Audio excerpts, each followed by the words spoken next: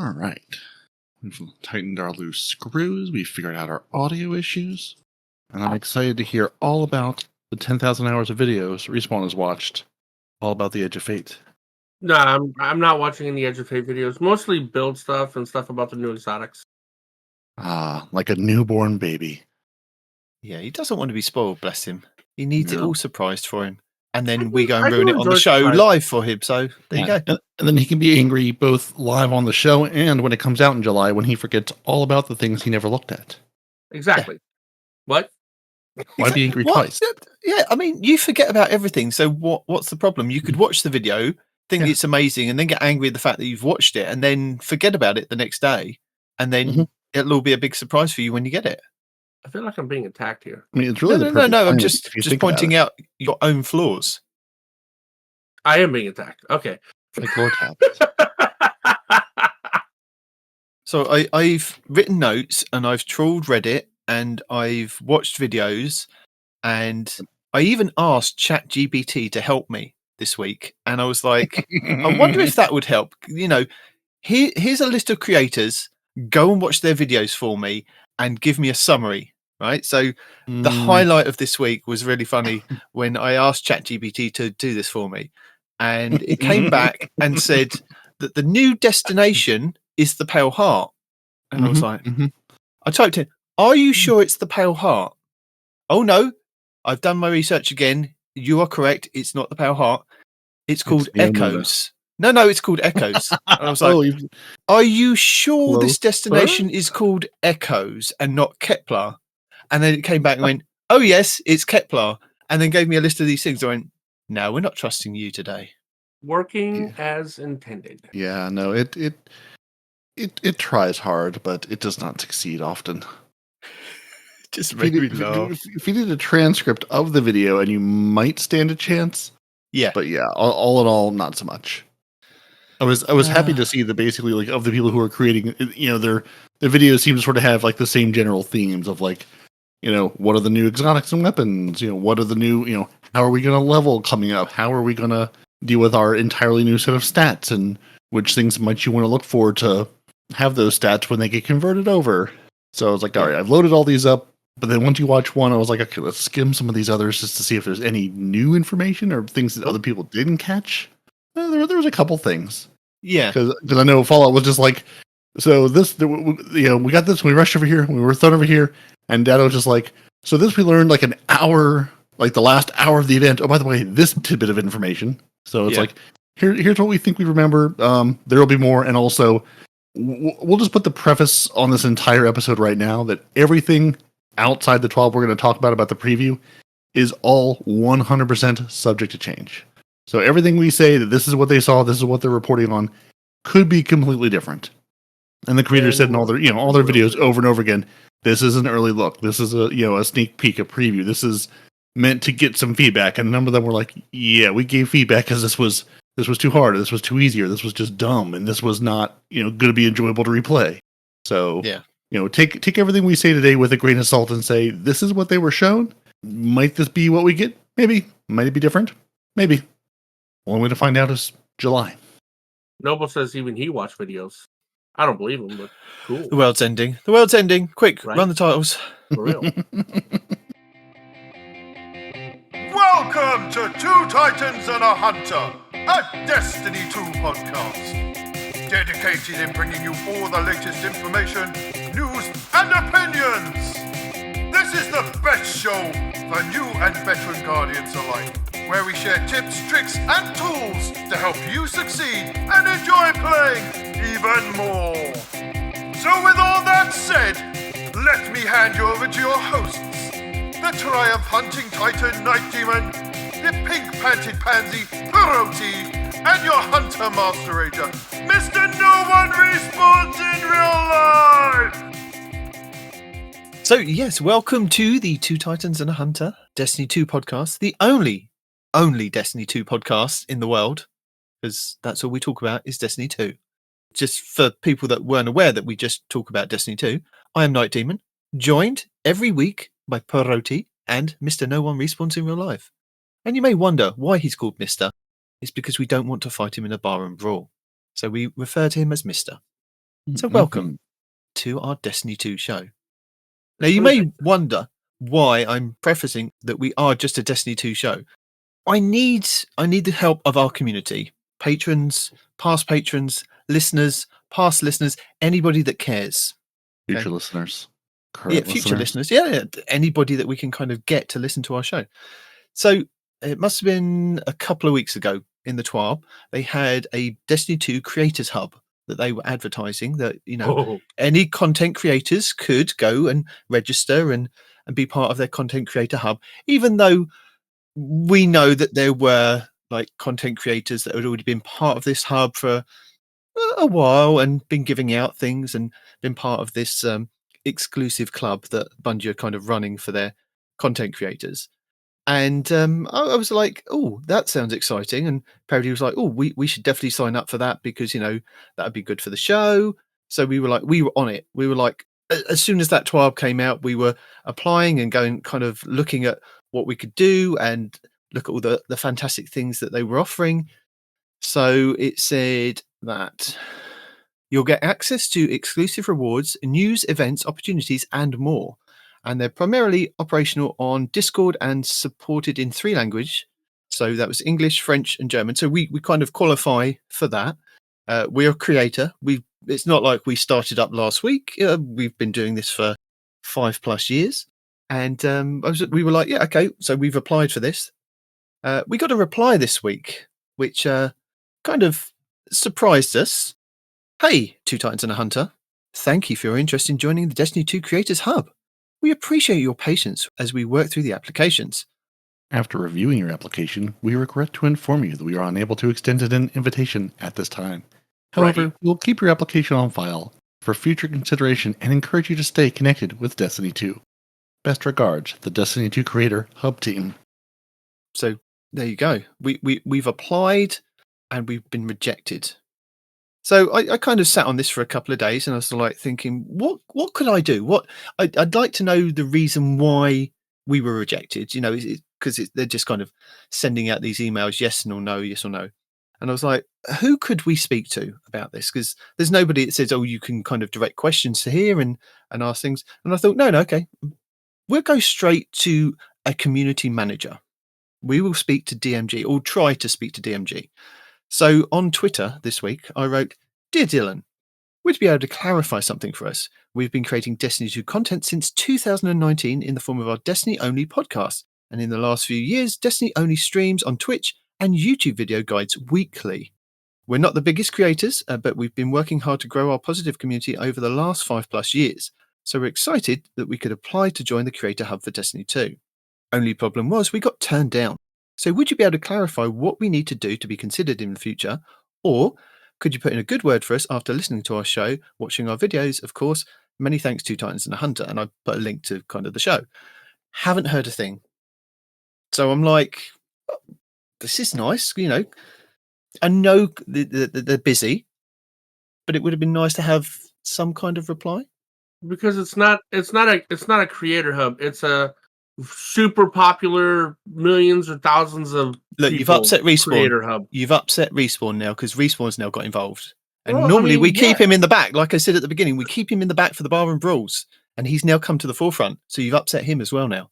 It just doesn't make any. I mean, it does make it does make sense because it's the title that doesn't make any sense. It's like it's not a Destiny creator hub. It's a Destiny super popular people that we know is going to reach club, right? Possibly. So it's misleading. Anybody that wants to do Destiny content, you can reach out. Yeah, but they're going to tell you no, unless you've got like a huge number of people. And I'm also not going to point out that maybe they had a similar idea with their content creator hub logo to our logo that we have with the neon lights and the dragons and the ramen bowl. Not going to say that they kind of and put it against a back wall. Not I mean theirs is a bit more grittier than ours, but ours was on a wall. So yeah, we don't want to go down that route of copyright. I mean, why not? Why not? I mean, it seems to be I'm just joking. I'm just joking these days.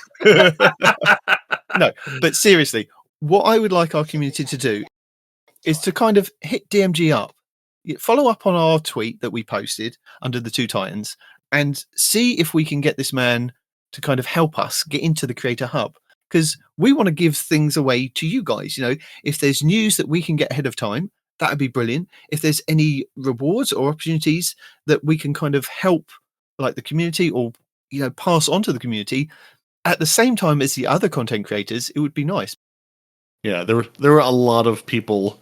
I saw that same screenshot a lot of times this week on smaller creators and things that I follow, going, okay, so you just denied all of us roundly. Fine, which fine. I get it. I'm sure of the spaces they had or the people they were looking, the number of slots they were looking to fill. I'm sure it was 100 times that of people who applied.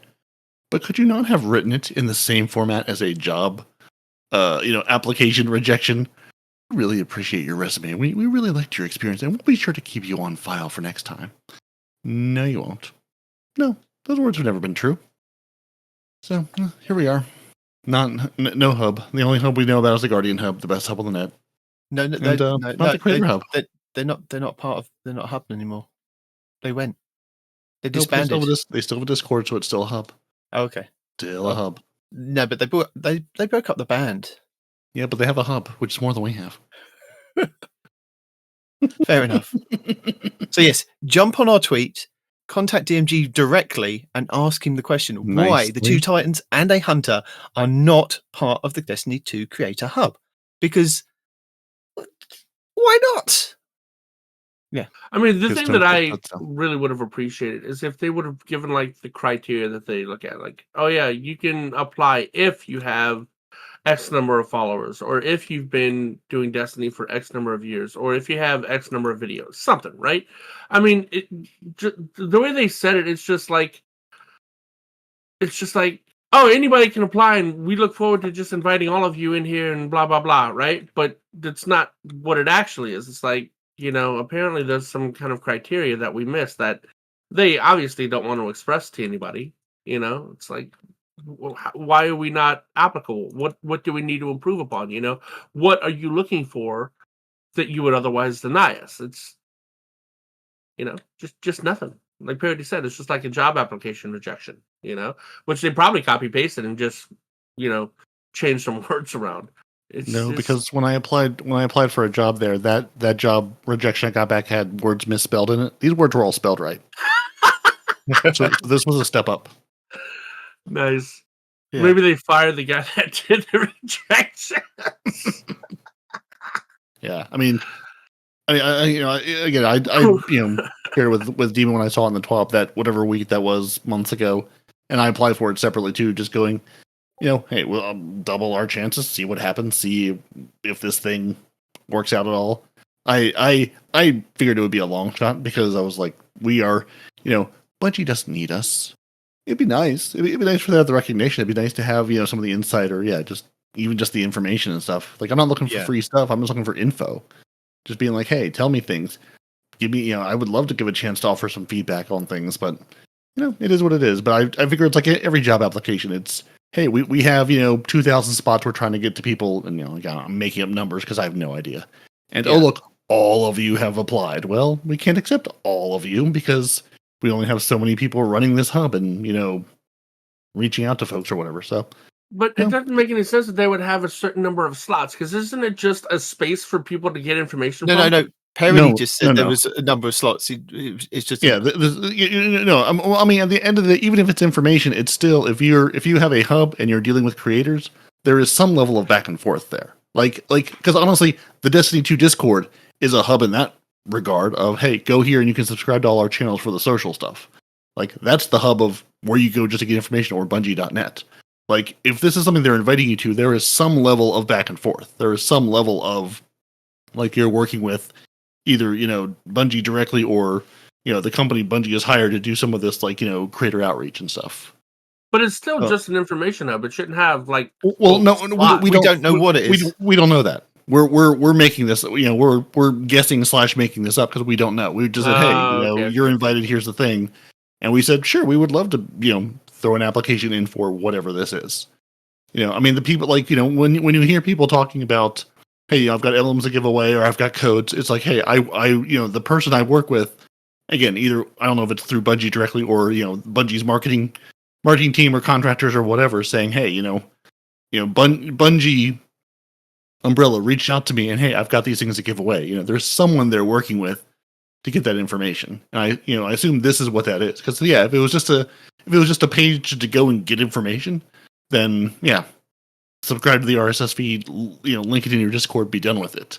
Like there's, this has to be more than that. Otherwise, there's no reason to have a limit to it. All right, whatever. But either way, we don't know because we're on the outside looking in. We're not in we're not part of the cool gang. So 6 more years, we'll try again. Yeah, maybe that's why. I don't know if you can reapply because I think when you do try, decade. If you haven't been here for a decade, we don't want you. OGs only. I am. I mean, but you didn't apply. See, if you would have applied, you would have gotten in. See, Respawn ruined our chances. That's what it was. Story of my life. So, if we didn't get into the Creator Hub, should we really talk about Destiny anymore? Nah. No. What do we want to do now? What's the hot game out right now? I don't even know. Gears of War. No, it's not out yet. Oh, come on. Yeah. Black Myth Wukong is coming to the Xbox, I heard, through another podcast. You're telling me there's other games? I'm unfamiliar with this. Yeah, I know. Right. Actually, I can't even think of any other good games that are out right now. I mean, I have one that I play just to turn off my We've brain. done our job. It's taken us 6 years, and he's gone from playing loads of other games to just only playing Destiny now. We've managed to convert him. Mission accomplished. To the point now, he contacts me during the week and goes, "Night Demon, are you on? Can we go and do some farming?" I'm like, "Yes, we can." So we do have lots of Destiny stuff to talk about. So, like the fact that shiny Adepts exist. What? That was crazy. No. I got one. I can prove it. I got one. That one was slipped in accidentally. It's being removed from your inventory as we speak. No! we did tell you there were shiny Adepts and there's but there's you many telling different me roles. And then them actually appearing are two completely different things. Yeah, true. So Respawn and I this week did try and attempt doing the ultimatum mode of Prophecy, and we got to the cube room and we found that what we predicted would happen last week, not knowing anything about it, came true. Peroty, there's a timer. There was a 5-minute timer in that cube room. It's awful. And that's what I was told in the ultimatum mode. Playing. Yeah, that's what I was told as I was playing this with Blue and Noble and not doing that version. Blue was like, so in this room, this is why this sucks. In this room, this is why this sucks. I'm like, that's good. You guys enjoy that. Yeah, we didn't enjoy that. We kind of wouldn't say chickened out, but we kind of hit the director and went back in at a lower mode. And then we found the modifier that you were talking about a couple of weeks ago, where you can't stop moving, otherwise you get electrocuted. And it's like, what is this madness? Why? Why? Don't you dare put your controller down. If your batteries die, you're dead. If you need to take a drink, you're dead. If you need to yell at your kids, you're dead. Oh no! You're not dead. You're not dead because we left Respawn in the down corner. To 1 HP. Yeah. We left Respawn in the corner. He went to let the dog out. Went for quite a long time, and we were like, "Is he actually helping the dog at this point?" Because we have to be out there with the dogs now because the male has dug a hole that him and the female go out. So now we do have to monitor them so they don't get out of the fence. So he went for ages, and we were just watching him kind of spark in the corner. We're like, "Is he going to die? Is he going to die?" Okay. So it doesn't actually kill you. My problem was there were, enemies around to finish you off at that 1 HP. Okay, so it doesn't actually kill you, so you can hide in the corner with enough walls between you and the enemies enough until they find you. Yeah, unless it's in a thrall room and they just kind of find you. Mm-hmm. Yeah, so, mine was Spyro the Watcher, so it was like, we're out there on the tower and there's not many places to hide on the tower. They will find you. They will hunt you. They will finish off that final hit point. And then we found the timer also in the Sparrow place in the Rainbow Road. Perfect. And it was like, Blue's like, you've got to hit these things. And we're like, is there just like 1 or 2? No, there's quite a few of them to extend the time. And then between us, we kind of fumbled our way through it after about the 3rd attempt, didn't we? And it was like, yeah, they're all like hitting a couple. I was hitting a couple. Blue was kind of slowly going down the track, getting the ones that we'd missed. And dying a lot. Yeah. That's what you were saying. So you would think, oh, there's a timer. Let me just, surfboard my way across. No, there's That's what they tried to make me do, and I was getting close, and like right as I'm on the cusp of getting to it, the your timer time runs out. expires. So you can't just surf across it because there's, as Blue put it, little Tolans, little sparky balls or something you have to go pick up. Yeah. And one thing he said is if you did play heavy metal and you got that big, Sparrow with the guns, he said that actually moves slower. So he actually found better success driving that down the Rainbow Road because it moves slower. So you weren't launching yourself into the abyss every 6 seconds. Yeah, So Respawn and I were kind of play heavy metal, like jumping over each other on our Sparrows, kind of doing the tricks to kind of grind and then try and get to the next one. And one of us would miss and the other one would pick it up. And eventually we got down there and kind of got up into the thing. And I think it was like there was seconds, wasn't there? No, the timer hit 0. It legit hit 0 by the time he got sucked up in the teleporter and saved the run. Great job. Yeah. Because I was yelling, I was like, just watching it hit 0 when we were so close. And then the timer went away when it hit 0. I'm like, oh, well, we got wiped. And then when we didn't wipe, I'm like, what happened? And I see him go to the elevator. I'm like, yes, you beautiful. We did it. You got your It was toe awful. on the teleporter in time. Oh, I got to tell you, though, the surfboard actually saves your life a lot in that encounter. People are like, oh, well, it sends you off the edge. Yeah, but you can grind to the next part of that same area and save yourself. So it's actually really and good. I also found that the grapple on my Titan, so if I kind of ran out of grinding and kind of came off the surfboard, I would kind of grapple up as high as I could. It would then give me enough time to then pull out my Sparrow again and get on the board and go again. So that's what I was kind of doing. There were a kind of couple of errors to start off with, but once we kind of got there, we got there. And something I learned from watching a video this week, I can't remember who it was. It was on TikTok, but it was a main creator that had kind of created a short that when you get to that final room with the boss and he kind of throws those blights at you and you're kind of trying to stop him from kind of moving back down the path, if you put a small Titan barricade in front of you and take a couple of steps back, the barricade actually absorbs that blight so you don't get teleported anywhere, and he stands still for a very, very long time. So you can one phase him as long as you're kind of not using that barricade for like the electric purposes. Maybe you put a second one behind that, but if you put a small one just in front and then take a couple of steps back, that stops that blight kind of getting you. But what we couldn't figure out is that in that final boss room, when you're jumping from platform to platform, they've now got like Minotaurs in there that drop light motes, and there's like these 2 platforms halfway along, spaced out, that you can kind of go and explode like you do that, the mechanic in it. You can dunk them, yeah, but we don't know what it does because but we couldn't figure out what it actually did. Yeah, it didn't actually do anything, and I did both of them for one run.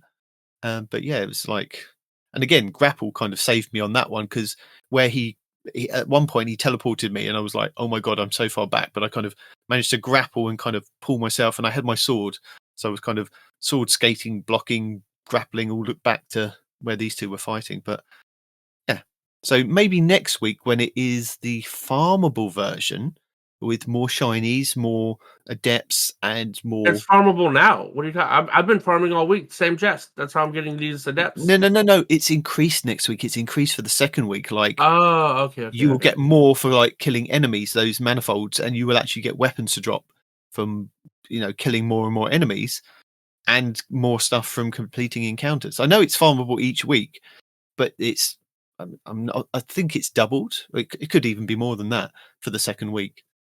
Yeah, they're Ludapalooza week of it going. You could have done this up till now, or you can do it all at once.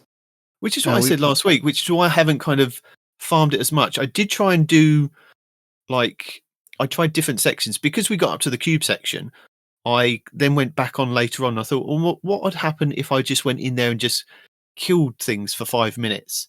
And it's a very slow process because you can kill that initial wave, then you kill the snipers, then you kill the Minotaurs, and then you have a few more thrall with a few more eyes, and it's really slow progression for kind of trying to kill enemies. Whereas the Ghost of the Deep, when I did that in the section with the where you can just kill the boss and get the chest.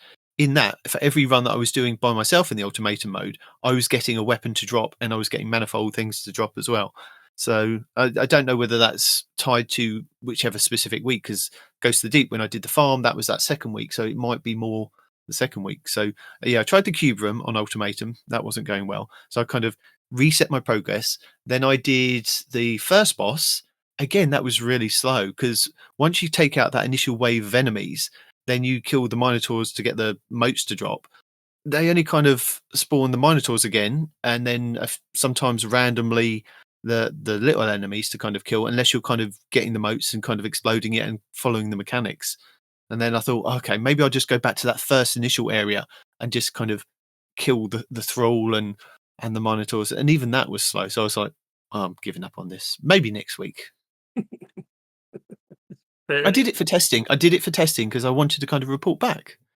Uh-huh. Well, speaking of testing, if you didn't get either your Ghost of the Deep runs at all, or didn't get enough runs to get all your bounties done, and you say, oh, look, let me go to the Legends tab this week and run Ghost of the Deep and see if that counts as my completion, it does not. So if you're thinking, I'm going to do Red of the Nine things, you have to do them in the Red of the Nine playlist when that's available. Doesn't matter if Ghost of the Deep is up anyway. I mean, you'll get your completion, you'll get your loot from that anyway, but it won't help you for your Red of the Nine bounties. So we tested that. Your quest it does not work. No. Or opening that chest out of the elevator. Yeah. Yep. Yeah, so so you're gonna have to wait till that comes back up and get your completion that way. But it doesn't matter, if you are just going for the completion, like we've said, you don't need to do the ultimatum version or anything. You could just do I'm gonna jump into the match made version and brute force my way through, or just do the easy version, do a quick run of it to get get your quest completion. Then you can go back to farming what you want to farm at a harder variety. Yeah. See, this week I did have the intent of streaming Trials on Tuesday, but then Noble bombarded me and said, we need to get your Ghost of the Deep done. I mean, he was right. So we did 2 runs of the Ghost of the Deep. We did one on the harder setting, not the ultimatum one, and then one on the regular version, just to get those quests done, so that this week I was up to date with the prophecy. So thank you, Noble, for pushing me out of Trials and getting me to do that, because that really helped. He just didn't want to do PvP with you, that's all. Oh, no, I mean, yeah, as well. But, I mean, that goes to my point of, I was going to raise this week, is like, what is the point of actually playing other things apart from the Rite of the Nine? Because other things, at the moment, we've not had any information about the other things. But the hand cannon that was up last week, it was the Exalted Truth. Now, I've got an Exalted Truth that I wanted with the Destabilizing and the Demoralized perk, but I wanted to kind of get to the Lighthouse to get some more Adept versions to see if I can get the same one. So I could get maybe a better version of it. But I'm quite happy with what I've got. But at no point at the moment, as far as I'm aware, as Bungie has said, like, your Adept versions of those weapons that you're kind of chasing, like with the Nightfalls, upcoming, they gave us a list in the TWAB, we'll go over it in a while, of Adept weapons that are kind of coming up in the rotation for Trials and for Nightfalls. And I'm like, why am I chasing these? Because with the new system that's kind of coming in about 4 to 5 weeks, are these weapons even going to be relevant? The only things that are going to be relevant are the Rite of the Nine weapons. And I'm like, why? Why am I chasing this? So yeah, everything's going to be relevant. They're just going to be tiered now, right? No, not the old stuff.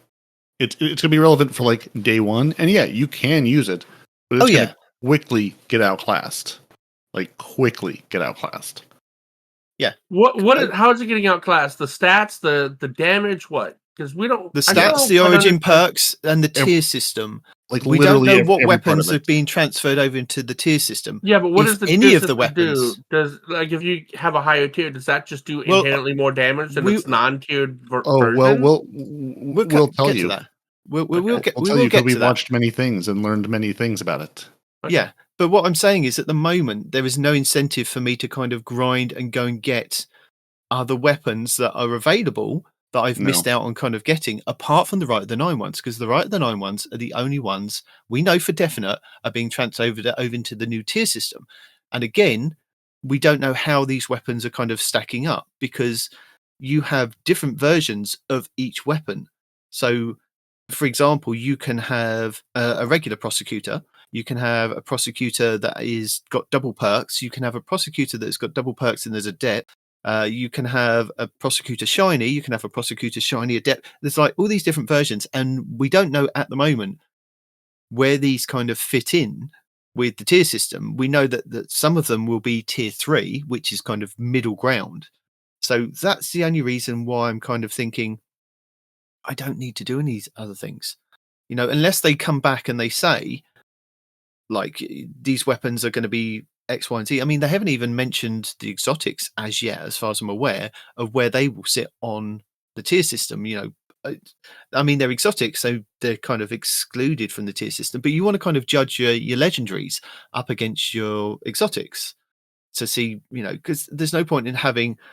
I mean, there is, but I mean, we have these legendaries now that are far better than some of the exotics in the similar categories. But it'd be nice to kind of know ahead of time. So yeah, Rite of the 9 is what I'm kind of going to be doing and trying to get good versions of the weapons so that I can take them across to the Edge of Fate.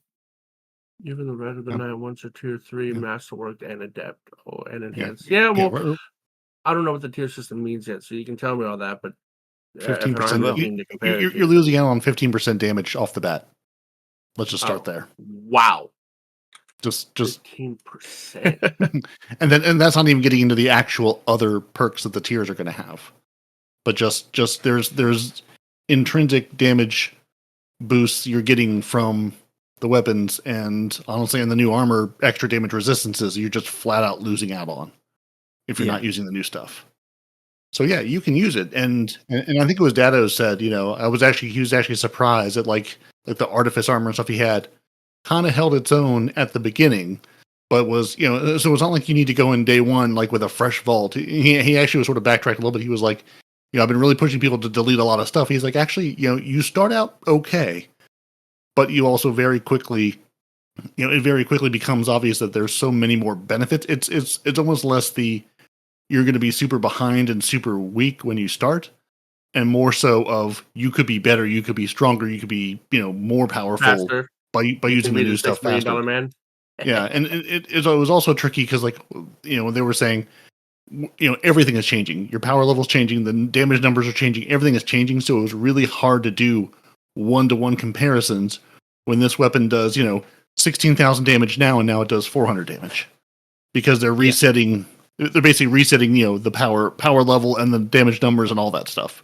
So all the creators were like, you can't really do a 1-to-1 comparison because we don't really know what those numbers mean. I can show you that, hey, at this tier, it does this damage. At this tier, it does way more damage, but I don't know what that means compared to what we have today. Yeah. Power creep reset inbound. Where shall we start on this? Well, let's start with This Week in Destiny, because they kind of give us a brief overview. So this is for the 5th of June, 2025. So they spent many hours watching our community creators and what they had to say about the Edge of Fate after visiting for a few days at Bungie's headquarters and playing Destiny's latest expansion for the very first time. In this week's TWAB, the Edge of Fate hands-on previews are here, and they do list quite a lot of videos that we've got. Who have we got in here? I've watched most of these ones to start off with. I watched Ruffle Waffles, I can say it properly now. It's got the first mission with a few things kind of cut out, and he explaining like going through and looking at where you can kind of use these new abilities that we're going to get on Kepler, and him just kind of exploring kind of, can I go here and do this? Can I go here and do that? And we had like Fallout Plays this week kind of go over the weapon tier system, which is a good one that we can kind of recommend Respawn go and watch. Mm-hmm. And then you've got Benny's got the ultimate guide for tier 1 to tier 5 in weapons and armor. So in the TWAB this week, there is a lot of videos that they've highlighted, but if you actually go to the content creators individually, there's more than kind of 1 or 2 videos. There's quite a lot. I mean, I think Dato's put a hell of a lot of effort in this week of making sure that he covered quite a wide range of topics for Destiny 2. So if you need to, go and check those out. But I have broken it down for these guys so we can kind of go through and discuss a lot of the stuff that's come up in these videos. And we're just going to dive straight into exotic armor because we have got 3 new exotic armor pieces for each class. And I'm really excited about the Titan one. Who else is excited about the Titan one? Peroty, you're excited about the Titan one, aren't you? I'm excited about the Titan one. I'm hoping I can get it to proc and work as well as I want it to. Well, the Titan one is reminiscent of the Hunter spear that you get with your Tangle, that you can throw it out and then you can catch it again. Why are we not just drawing the obvious line for poor Respawn, who has no idea what this does yet? No, I know Okay, it so- does. I did look at all the exotic pieces. I know. Okay. It's Thor's hammer, but I've already talked to a bunch of Titans, and they're not actually excited about it because it's still not going to out damage Consecration. So they say. Well, I'm not care. I don't care about that. What I saw in one of the previews was fantastic. That they went into that shooting range, they threw the hammer to the furthest Vex, and then they did the Thor summon, and this hammer came bashing through the front 3 or 4 Vex to them. It was like, this is amazing. This reminds me of like Endgame with Thor's hammer and throwing it out and then just kind of pulling it back and hitting so many people. Or look, Age of Ultron. So yeah, these are the Titan gauntlets called Melus Panoplia. Panoplia. There you Melis go. Panoplia. Yeah. And it's got So the collecting- Forge Master perk. Oh, go ahead. So collecting a Fire Sprite or rapid solar final blows make you a Forge Master, allowing you to recall your throwing hammer.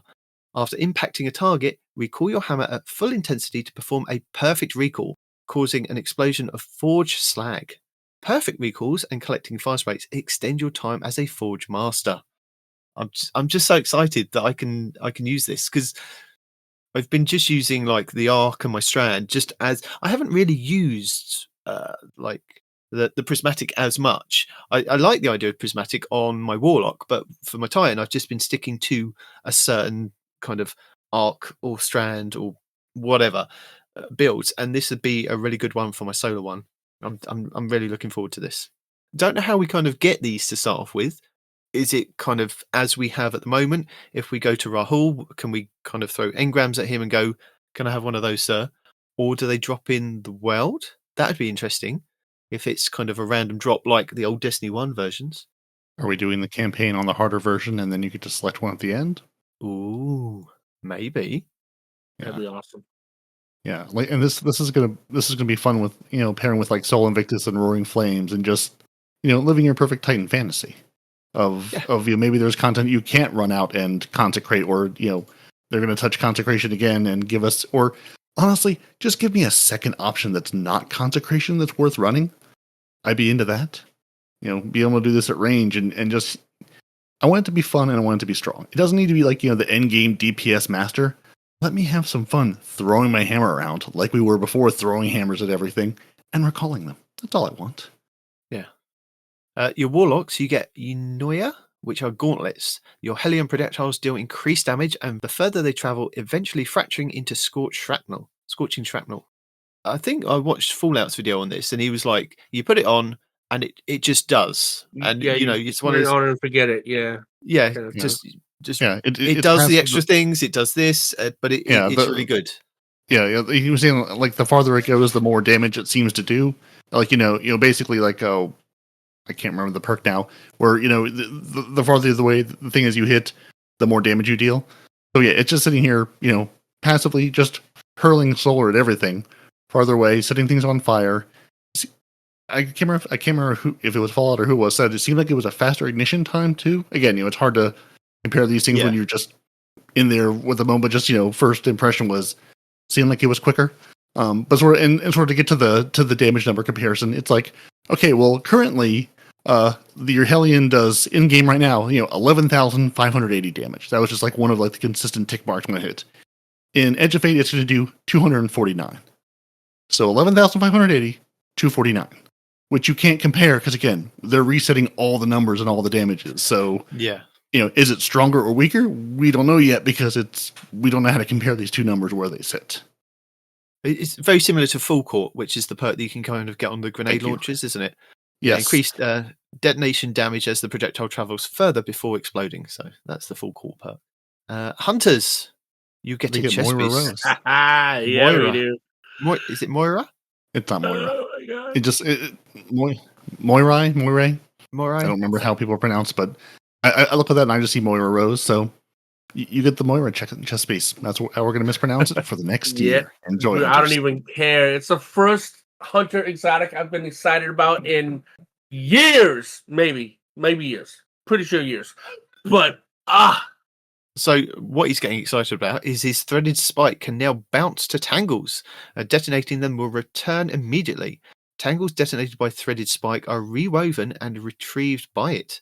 Catching it without a tangle. Catches without a tangle refund extra melee energy. Mm-hmm. And of course, for those of you that don't know, if you grapple to a strand ball, you get it right back again, so you can actually replenish your grenade energy like that too.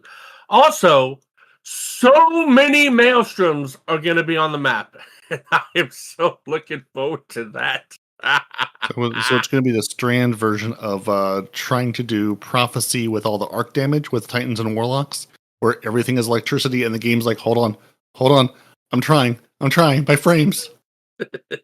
Yeah, I'm gonna have all the maelstroms. Just so many Beyblades of Death are gonna be all over the map. It's gonna be great. Nice. At least I hope that's how it works out. Yeah, apparently, yeah. I mean, you compare it, with Whirly Maelstrom or Widow Silk, which again, I'm just gonna give up trying to attribute what I saw to who, because they all, I watch many things and people said many things, but yeah, pair them with things. All the Beyblades, everyone's dead. So exotic armor will be getting locked to gear tier 2 to 3 as of the Edge of Fate, meaning regrinding exotics apparently. Probably won't need to, not too heavy apparently. Exotic class items will be moved into the new stat archetype system and converted with stat distributions based on the perks that they have. For example, melee for necrotic grips. Players will be given 20 vouchers to use the Ada 1 to purchase exotics with whatever new stats that you would like. And the 20 vouchers are account-wide, not per character. And they will last for the whole year. So they will last as soon as we go and get the Edge of Fate up until the next July. So you've got a whole year to use them. I did hear somebody say that they were just going to kind of purchase new exotics or exotics they didn't have with roles that they wanted. And then they would kind of go back through and get the ones that for specific builds. No, you could do it like that. Right. Sorry. Well, I was just saying, I mean, it does seem like it's a 1-to-1. Like, because someone was saying, you can either go and get 20 separate exotics, one for each of your things from Ada. Ones. Yeah, or you can say, well, I really want a good roll of these 3. Let me just, put these 20 into these ones that I want specifically. So it's not like we're giving you 20 of these tokens and you've got to spend 6 of them per exotic. It's no, we're going to give you 20. You can get 20 things back. Yeah, because they're all going to have the archetypes now on them. Now, me specifically, I think that's cool because I only ever play the one Hunter, and those are the only exotics I'll ever farm for. But for other people that actually play all 3 characters, 20 for a year is not a lot. Well, yeah, but that's we're just giving we're giving you those for free. You can still go get them in the game. Like this is the okay. Hey, we're yeah. I mean, this isn't you get 20 exotics over the next year. This is we were redoing every system. It's like an exotic reroll kind of thing, right? Basically, yeah. It's basically a lot of these exotics. It may not have an archetype or a thing that you want on it. It's now not going to work for you, or it's just getting outclassed, and you want the new version. This is here's 20 tokens. Go have fun at the carnival. Get new versions of what you have. Yeah, I mean, you could you could have every single exotic armor piece in the game as you want it right now in your vault, but when it gets converted in the Edge of Fate, the stats could be completely different. So what they're saying is you can have these 20 tokens and just go and get one that is specific for the roles that you want, rather than kind of moan that we kind of didn't do the stat distribution correct on your armor pieces because we can't do every single armor piece. We can do the class items because at the moment they don't have any stats on them. They just have those perks on them. So the exotic class items are easier to kind of tune than current exotics that we have, because the current exotics that we have are all different for every single person unless we all bought the ones at Xur and that's all we had. So they're all over the place.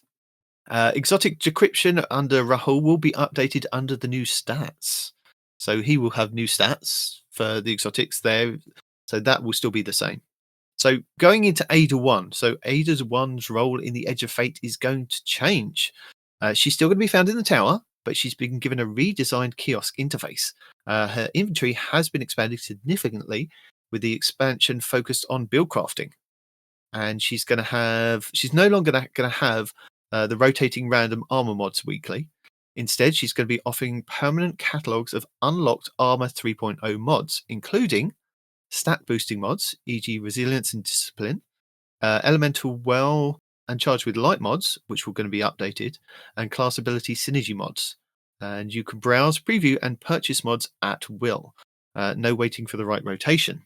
So rather than kind of having to wait for us to put out a video and say, she's got this one this week, you can kind of just get what you need. Armor set bonuses. Ada helps you combine armor sets with set bonuses. So you can slot set effects similar to the RPG gear sets like bonus melee regeneration with full solar armor, improved reload speed when running matching weapons. Ada 1 also helps upgrade weapons along with the new tier system. So tier 1 to tier 3 upgrade requires weapon XP and special materials. And she can offer quests to unlock certain weapon enhancements or catalysts. She can also imbue weapons with the new visual, ornaments, shaders, slots once max tier is reached. Ada's kiosk connects you to the loadout manager via the portal. So you can tag gear set as PvP, raid, or solo build, apply save mods and shaders directly through Ada 1, unlock build templates after finishing key Edge of Fate missions.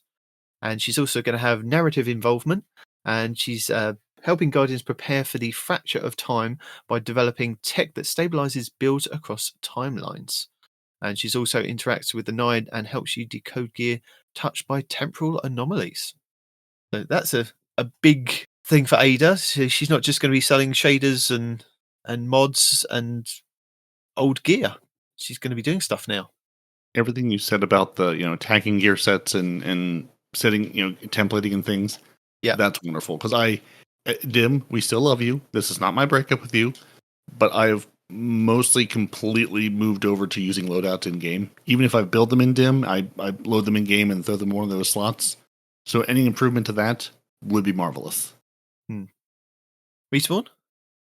It sounds good. I have no complaints. The thing that I was curious about, though, that I wanted to ask you is, for the craft weapons, right? Are those just useless now? Well, we'll get to those. We'll go through some new weapons to start off with. Okay. So, new weapons, Graviton Spike, which is the hand cannon. And this is a dual 150 RPM or in arc or 100 RPM in stasis. Kills precision hits, overcharge the opposite energy mode to enable arc lightning strikes or stasis crystals with explosion. The Graviton Spike can be crafted with different catalysts, including rapid hit, subsistence, transcendent zen, and temporal alignment. Did you watch some of the previews on the weapons? Was this kind of I saw the scout exciting? And I saw the hand cannon. I'm not happy about the hand cannon at all. The scout looks pretty promising though. I like the scout. Having to hold for a second and a half between shots, a little much. But I mean, you can pay off because it's trip damage once you mark the target. So I'm like, it's not bad. That's not bad. But we'll see how it actually functions. I have to preference, these are exotic weapons, the Graviton Spike and the third iteration Scout Rifle. So, because, when I saw this, I thought, that looks good. You could pair that with the shotgun that also does the arc and the stasis. Is it arc or is it solo and stasis? I can't remember which raid that one is now. Yeah, I don't know. Respawn's disappeared, You mean so I'll ask him. Yeah, the shotgun. What's the shotgun? Conditional finality? Is it conditional finality? Yeah. Stasis and solar. Stasis and solar, yeah. I'm sorry. I didn't realize what you were asking me. I'm sorry, man. That's right. Yeah. So that's what I was thinking. But if you can't pair two exotics. Yeah, and I was looking again, I don't remember who said it, but for the Graviton Spike, you get your arc or stasis and the reload swap just like you would with hard light. Hold the button down, it swaps different damage. It shoots 150 RPM in arc, but does less damage, and does 120 RPM in stasis, but hits harder. In stasis, you can overload the forms. Overload form stasis crystals, and arc overload forms when the bolt charges. Is 4 to 5 when maxed. So again, you can swap back and forth between the two, hit harder, hit faster. Sort of a mix between hard light and Suros with the firing modes and the damage. And then It's also like having Well, that's a the hand cannon. Sturm. Another No, but it's exotic also like hand having cannon. Sturm and Drang all in one gun. So you kind of Respawn. charge I'm not up saying one I'm going to side. use it. I'm just saying that's what it does. Yeah. Yeah. Yeah. I'm You can just charge giving up one people the side and then information. switch to the other side, and it does X, Y, and Z. So yeah, it's Yeah, interesting. Yeah, I mean, it's gonna be situational probably, because I mean, you're probably not running out and saying this is the god tier weapon I'm going to use for everything, or maybe you are. And then the third generation scout rifle, it's like basically, and again, I don't remember who said this, but sort of hip fire, wait for your crosshairs to condense. The crosshairs, will sort of start out wider, they'll sort of condense down into a tighter shape, and just again doing damage comparisons. Getting 124 crits when you just fire it versus 481 crit damage when it's sort of when you've got that target, your reticles on the target, and then up to 624. So it goes from 124 to 624 damage, so 30% more damage when you're sort of holding on that enemy and aiming down sights and doing that extra damage. So yeah, if you can sit back on things and blink away at them and giving you invisibility and true sight, not a bad thing. Yeah, it's void, so yeah, it gives you that invisibility and true sight after marking or precision kills, and it also restores ammo over time, and can be vented to load ammo quicker. That was quite a cool animation when I saw people kind of reloading it, and you kind of get those vents steaming. So yeah, that may be one that you could kind of. It reminded me of like Icebreaker, kind of sit back and kind of plink away at things, and go invisible if you're kind of being attacked. So yeah, quite exciting. Pair with all your void verbs and say, oh, I'm going to proc devour. I'm going to proc this. I'm going to get make things volatile and just go to town. So the details that we've got about the expansion so far is that it is going to be confirmed to have a legendary version, same as the previous couple of expansions. So what we've had for, I think was it Witch Queen? It started Witch Queen, Lightfall, and Final Shape. You could go through and just play the regular campaign and get gear, or you could play the legendary version and have gear that would get you into the raid. Basically, they always said that if you completed the full campaign, you would have the gear to the level of what the raid would be, kind of the base value for the raid to get into. So again, we're going to have that legendary version. The campaign has 6 or 7 big missions, like in regular campaign, and 9 missions like adventures. So the little ones that we have, go here and do this in between kind of thing. And it will work like this. So you complete 1 big mission and access 3 smaller story quests, and they can be done in any order, because they did say that before, didn't they? They said you can go off and do things how you want to kind of do this. So you can kind of do them in an order. Each of them correspond to a separate plot line in the expansion, and doing all of them opens access to another big mission. And Scarrow did say that the campaign is quite long. And there's going to be world tiers increasing difficulty, rewards specifically one applied to the Edge of Fate expansion destination, which is kind of what we've had previously with like the destination will kind of test you more than kind of going to the EDZ. So like the enemies will be scaled to kind of give you a bit more combat than just flying to the EDZ or the Cosmodrome and just shooting Dreg in the face. It'll be similar like going to Neomuna when you got there and the Cabal were like, hi, we're going to murder all of you now. Yes, yeah. But they have been toned back since. Yeah. I mean, they did a really good job in the Pale Heart with kind of the leveling of like you go there and you are kind of tested with how your builds kind of work compared to like Cosmodrome and things. So I expect it's very similar. Leveling, players' power. Everyone will be reset to 10 power in the Edge of Fate, with 10 to 200 power being the persistent level range gained from any kind of gear, the same as how it currently works. So it's going to work like that. Like we go from power 10 up to 200 with our gear, but then you can go over that with other things. So above 200 is the seasonal level range gained from gear after you reach 200. And there's going to be a mid-season power cap for the first 3 months. It's mentioned to be 450, then 550 for the 3 months after that. And everyone will be reset to 200 at the end of the season, which is 6 months. So August, September, October, November. So in December, when we have the Renegades. Yeah, and that's the thing is like, seasons are now 6 months long. We're getting in the next year we're going to have 2 seasons. So every time we're saying, hey, in this season you can do this, you've got 6 months to do this. You've got 6 months to hit this cap, 6 months to hit that cap. And from what people were saying, it's like that it's going to be a grind. Like it's going to actually feel like a power grind. Now, maybe you're going, oh God, why are we doing this again? Or maybe you're excited about that. But there isn't just the continued move forward, up and up and up in numbers. And like Demon said, they're going to reset you at the end of every season, sort of where you started power wise, and let you grind up again. As opposed to, which is the same thing we've been doing, just the numbers don't get bigger every time. Yeah, it's I can't think of how to kind of compare it at the moment. So at the moment we have, I suppose it's like with gear at the moment, but it's kind of been split into two. So you can get your gear up to, say, the mid-season power cap, which is 450. But then you also have the tiers of the gear, which are separate now. So you could be 450 coming towards the end of that season and only have gear that is 1 and 2.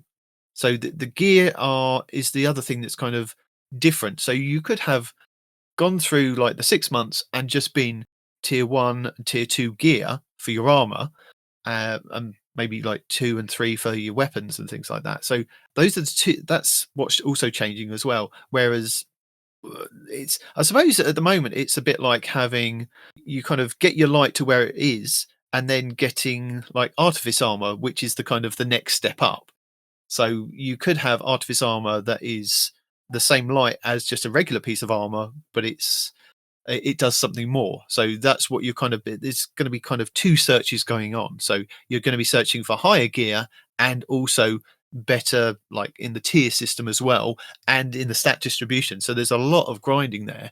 So even if you are kind of being reset back to down to 200, that gear that you kind of get, the 2 and 3s that you're kind of chasing, are still going to be worth it, because you can then still get more gear that goes above that and infuse that into it. So infusing gear, so 1 to 10 will cost the same as it is now with enhancement cores, and above 200 uses a new unstable core material for infusion. And the unstable cores will mainly be found by dismantling above 200 gear and will expire at the end of the season. So in December, from the Edge of Fate, they will kind of be deprecated, I guess. Infusion costs above 200 scale more and less depending on how many levels that you're trying to go up by. So, for example, infusing from 200 to 205 will cost less than 200 to 225. So, infusion between different gear types has no effects, and only the power level matters. Yeah. So you can take if you've got your tier 4 or 5 weapon and you want to infuse it up, you can use that tier 1 or 2 weapon. Like there's no, we're not having to get out the spreadsheet like we used to with the infusion going, if I take this number and I put this much lower number, it's only going to be part of it. No, basically, here is irrelevant. The only number you're looking at is power. That being said, don't accidentally put your tier 4 weapon into your tier 1 weapon, because then you'll feel silly afterwards. But the cost isn't going to change.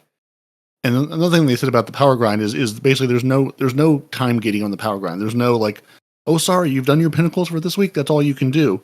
It's basically, you can grind as hard or as little as you want to. It's not like, oh, you've done your pinnacles for this week, let me peace out until next week and come back. There's going to be plenty of opportunity through the portal and through the director to go continue to play things and to continue to boost that power up. Or say, I don't need to, I'll get to this casually, I've got 6 months, play it how you want to play it. And for those of you who aren't Respawn, if you're like, I don't really want to do the campaign, I don't want to do all these PvE activities, I don't want to have to people and matchmake, you could do the whole thing in PvP. If you want to, let's just not beat around the bush. You were going to say Gambit. Let's just say Gambit. Well, I would say Gambit because I remember Gambit exists. Bungie does not, and so Bungie will say you could do this in PvP. But that's another change for people who are, playing PvP or have a PvP friend who is just like, I don't want to do the campaign. I don't want to have to do all these PvE things. You could completely just sit in PvP and do all your power grinding there, do all your level grinding there. You will no longer have to come to the PvE side if you don't want to. Unless you want to get a weapon or some gear from there. Right. Obviously. Right, exactly. Obviously, yeah. Right, yeah. The rewards are still there to be the carrot, but if you're like, hey, I just want to play PvP, get my PvP weapons, and play PvP, you're good. You can do that. Yeah. And we're still going to have the, like the fire team leveling thing. So if you're like, hey, I've been playing PvP and grinding my face off and I'm super high level, my buddies are just jumping on the weekend after they got off work, they haven't really played much, just like it is today, the highest power level person in your fire team brings everybody up. I don't know if they said to that level or if it'll be tweaked slightly, but so if you're walking out the door at 10 and your buddy's at 150 already, you're going to be closer to 150 than 10 when you go do that activity. So again, letting you play with other people without having to spend 20 hours grinding your face off, just like it is today, is great. And let you play with your friends versus going, okay, go play for 10 hours, then we'll meet back up and go do this thing. Which is a good change that they implemented recently. So, yeah, it's good to know that that's kind of carrying on. Weapons. We do know that the ammo meter is going to be there underneath our weapons. So a special and heavy ammo meter is shown under the ammo UI, signifying when a guaranteed ammo brick of that type will drop next. And this meter can be progressed by getting weapon kills. So example, if you have 2 primary weapons equipped, there will be only the heavy ammo meter there, which is quite nice because sometimes you do get some green to drop and you're like, well, I haven't got a green weapon on. So yeah, that's really good.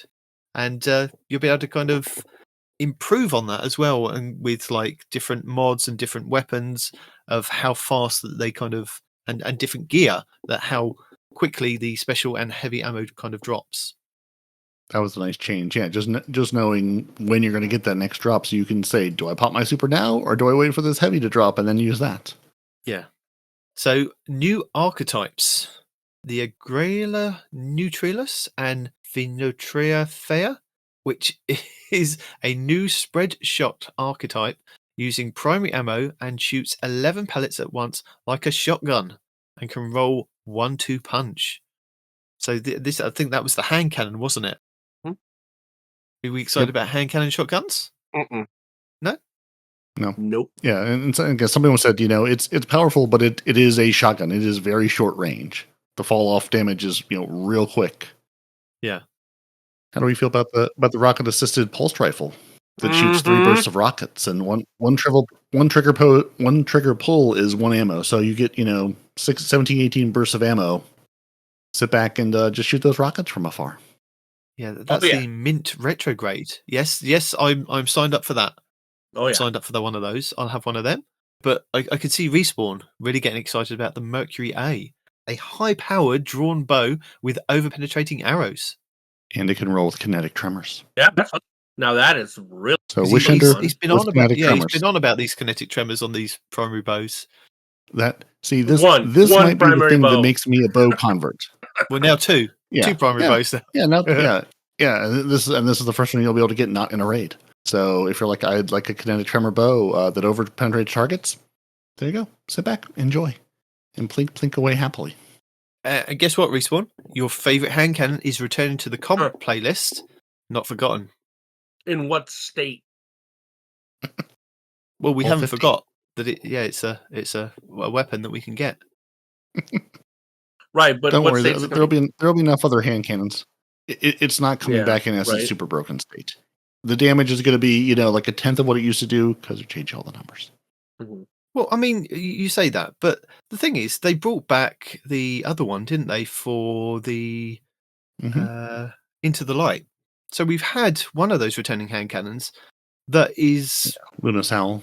Yeah, is up to date with like perks, origin perks, and you can re-roll it and different things. So it's like, what's the problem? So we brought that one back, and that one can roll different perks in it. So what's the problem with bringing the other one back in PvP?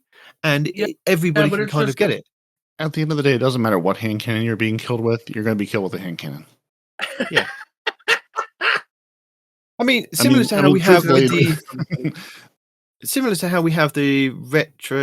Redrix S stock at the moment, that you can kind of go in on your 3 characters and play just 3 comp games, win or lose, and at the end of the 3rd game, you get a drop of that weapon. It's going to be exactly the same as that. You can get a drop of the Not Forgotten, and you could get the God Roll, but just not know how to use that God Roll. I'm just saying, you can still get it. Doesn't matter. You just go and play the comp games. Yeah. And I suppose the good thing about that is that weapons. Hopefully the Redrix S stock will then go into Shax's inventory to be able to be pulled out next season or in the Edge of Fate, and maybe it'll be part of the tier system. because that's how the weapons normally go to him, and you can just go and just throw as many engrams at him as you like, and go right. The role that you never gave me, can I have that now in this season? So maybe, hopefully, it'll also get. He'll say yes, but I just wondered if it'll be in the tier system, or if it'll just be tiers from that it's not in the system. He'll say yes, but it's not going to do what you want it to do. But you can have it though. You can look at it. You can admire it. Another thing I'm going to admire is the new origin traits we're getting, along with our weapon archetypes. So we're going to have exhaustive research, which loads a micro rocket when aiming at a target for a brief time. Free damage, free micro rockets. What's not to love? A name I love, Problem Solver. Sustained damage on a champion, boss, or mini-boss exhausts them and gives you weapon reload and handling bonuses for a short time. And Can we just Vanguard talk about how good of a name that is? The Problem Solver. Like, yes. Give me some more of that. But honestly, Titans and Hunters, this one specifically, Vanguard Determination. After using your class ability, final blows with a weapon give you a bonus damage resistance. Dodge, damage resist. Thruster, damage resist. Or the move where the Warlock jumps to the ground and heals you, damage resistance. Beautiful thing. Just origin traits, just, there on the weapons, hanging out. Yeah. And with that, we also have some new perks. So we've got Binary Orbit. Elemental final blows opposite this weapon increase damage for an improved duration. Darkness final blows boost arc, solar, and void weapons.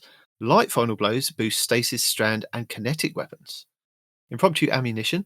Final blows increase ammo meters progression from all sources for a slightly increased duration. Burning ambition. Dealing sustained damage more quickly scorches the target. Dealing damage to a scorched target inflicts scorch, causing ignitions. Blast distributor. Dealing splash damage grants an improved target bonus to grenade stat. Proximity power. When targets are nearby, final blows grant an improved amount of bonus melee stat. Sharp harvest. Landing 3 light attack hits within an improved short time grants special ammo. Build to blast. Gain aim assist, stability, and flinch resist while you have woven mail, frost armor, or void overshield. And transcendent moment. Final blows grant bonus stats based on the weapon's damage type alignment. Light elements grant stability and handling. Dark elements grant range and aim assist. While transcendent, this weapon gets both bonuses. That's pretty cool. Mm-hmm. And we'll drop, Fallout put together a spreadsheet of new weapons, perks, origin traits, weapon mods, armor set bonuses. So if you're like, I don't want to watch 16 hours of videos, we'll drop that link in the show notes too that he put on a tag comment on one of his videos So if you're just going, I heard you say origin traits and weapon perks, we'll just link those if you want to read them versus trying to find all these things. Yeah. So he sort of compiled with the help of the other people there saying, here's the things I saw, here's the things I remember. So it may not be an exhaustive list, but it may be a more exhaustive list than our knowledge of what we've seen as we've been watching and reading. Pieced together, yeah. Yep. So weapon tiers, we're going to have 1 to 5, 5 being the best, same as armor. So similar to armor, high stat tiers means more stats and benefits. So tier 1 is your base weapon, default stats and few perks. Tier 2 is enhanced, unlocks better traits and stat increase. Tier 3 is mastered, full perk access, ornaments, crafting options. Tier 4 is ascendant, exotic-like passive, subclass synergy, dual masterwork. And Tier 5 is eternal, catalyst slot, class synergy perks, PvP and PvE tuning, and reactive visuals. So breaking it down, base tier.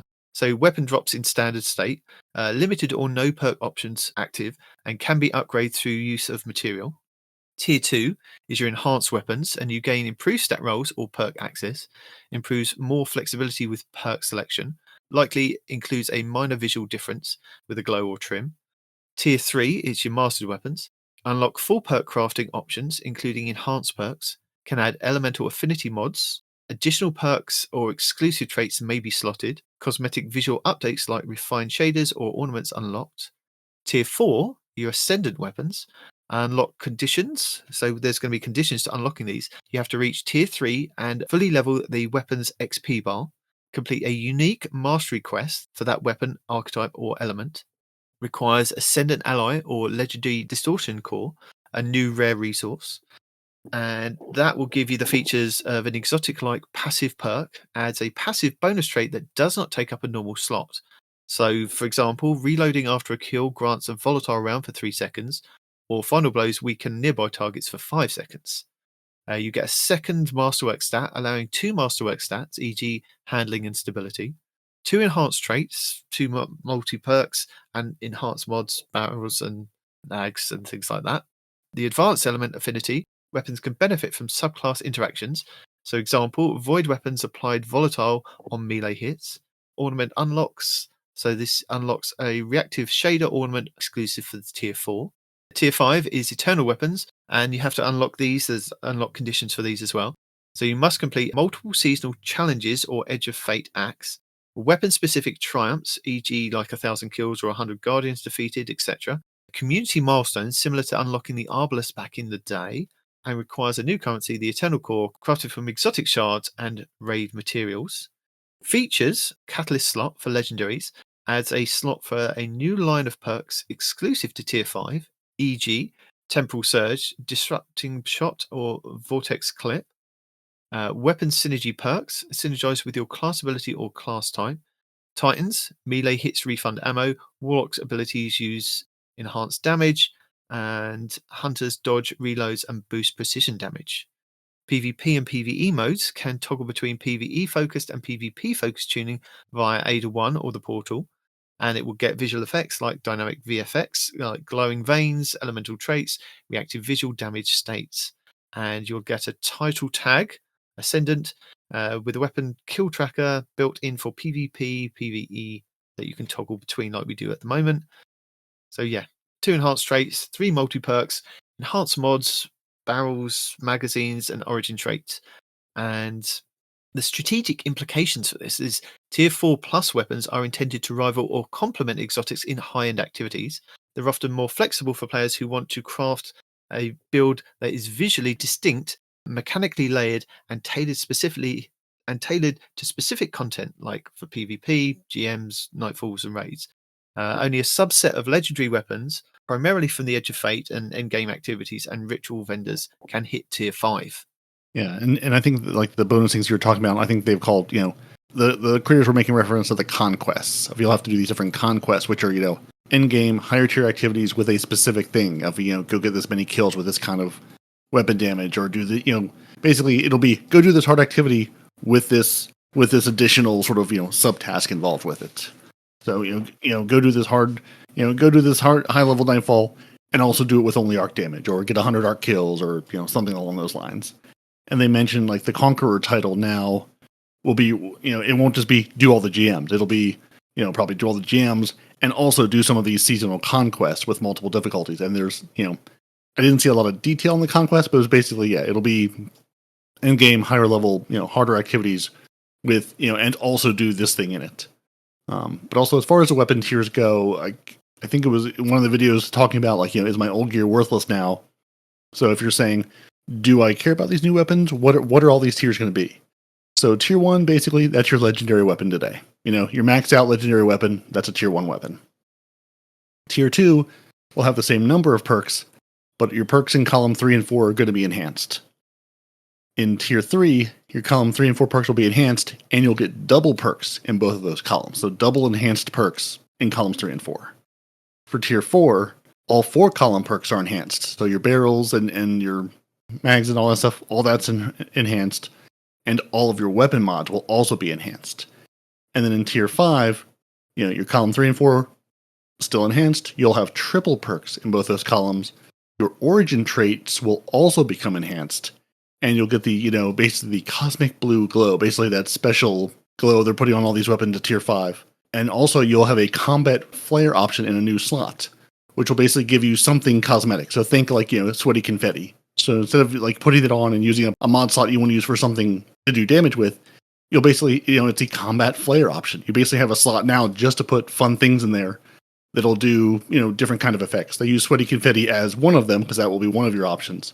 But you'll have other things you can do that, hey, maybe you shoot somebody and they explode into a box of hearts, or, like Serious Sam style hippie blood, flowers come out of them or something, who knows? And also, touch on the higher tier armor for a second. You're also going to have higher energy caps. So your tier 4 and 5 armor, your armor energy cap is raised to 11. So right now you have 10, you've got 10 energy slots you can put mods into. You'll have an extra one. And then in tier 5 armor, you're going to have basically this tuning mod. So think your artifice armor, you get an extra slot, except it'll tweak one of your stats.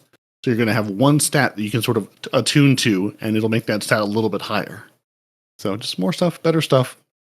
And just, and to Demon's point of how do I get this tier 5 gear? Well, it's actually going to show you now. The portal will actually say, hey, there's a way where you can actually go in and select an activity and then select the difficulty of the activity. And it will show you, there'll be a little engram icon with 3, 4, 5 little dots on it. That's the level of gear you can get from that activity if you perform well. So it's no longer a guess of where do I get this stuff from? You can actually say, I'm going to go do this, high level Nightfall. I'm going to set it up where I'm X number of light, power levels below or add these extra mods and difficulty, but I'm going to get a tier 5 drop from this when I complete it. So you can actually have some control over what am I going for and not just, I hope this gives me something, but this is the reward I'm going to get. And the weapons now gain experience like we have at the moment with our crafted weapons, where you kind of level them up to then add you can change the perks on them. So, but they will now gain experience as you use them. So it's very similar to how we had with Destiny 1, because you had to use the weapons, you could put those motes of light into them like we have at the moment, where you could just use glimmer and shards to upgrade them. I don't know if that's still going to be available, but it probably is going to be available if you want to kind of quickly level up that gun to kind of do things with it. So, yeah, I mean, all the weapons affected are going to be the new weapons in the Edge of Fate. Legacy weapons apparently can be retrofitted through a new crafting material or vendor, and that's going to be limited.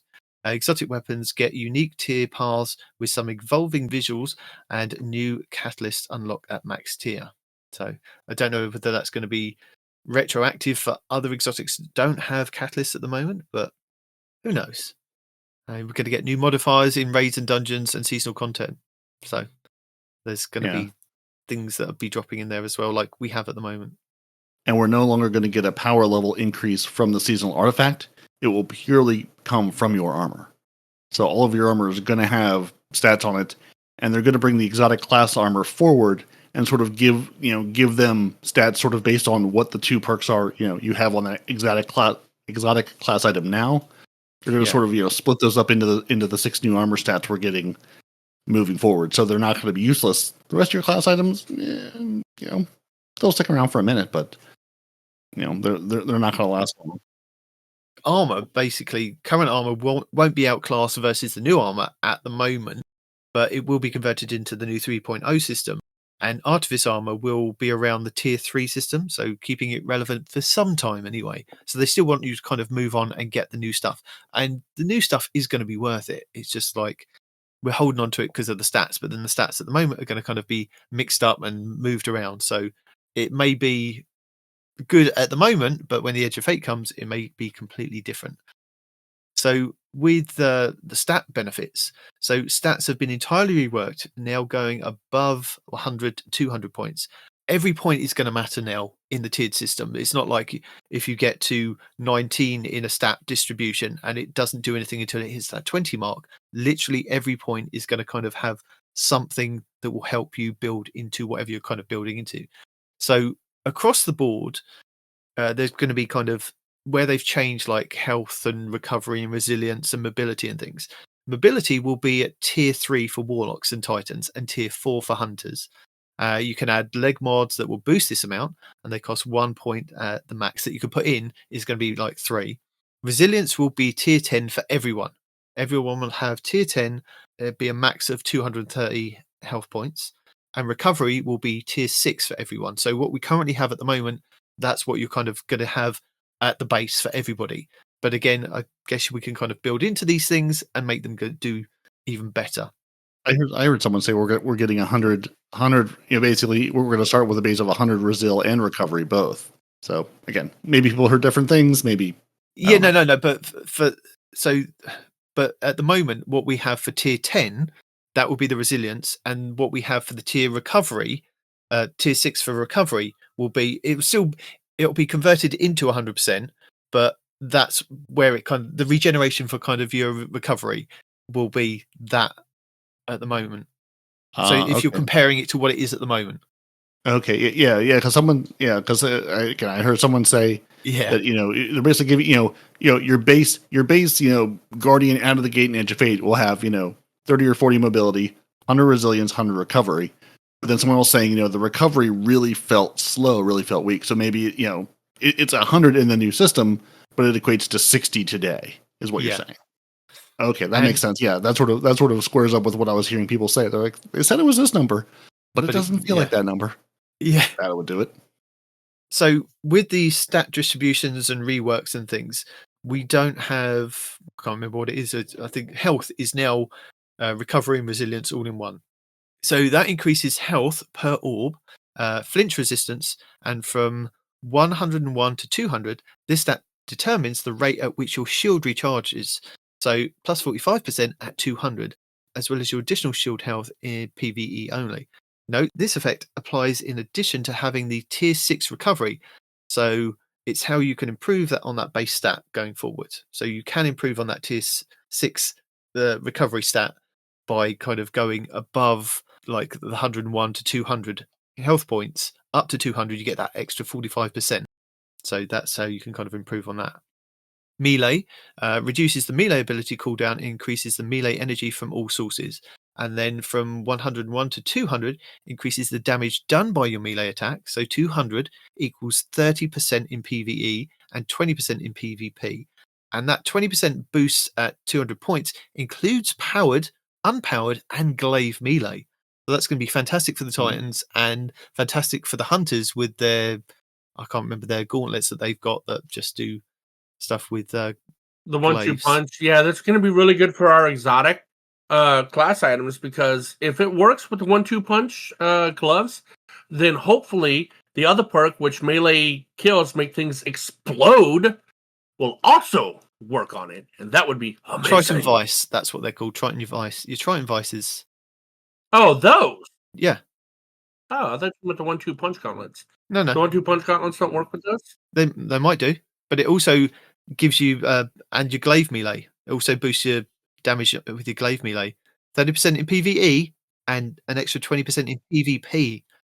And similar to with the grenade, that reduces the grenade ability and cooldown, increasing the grenade energy from all sources up to 100, and then 101 to 200 increases the damage done by the grenade.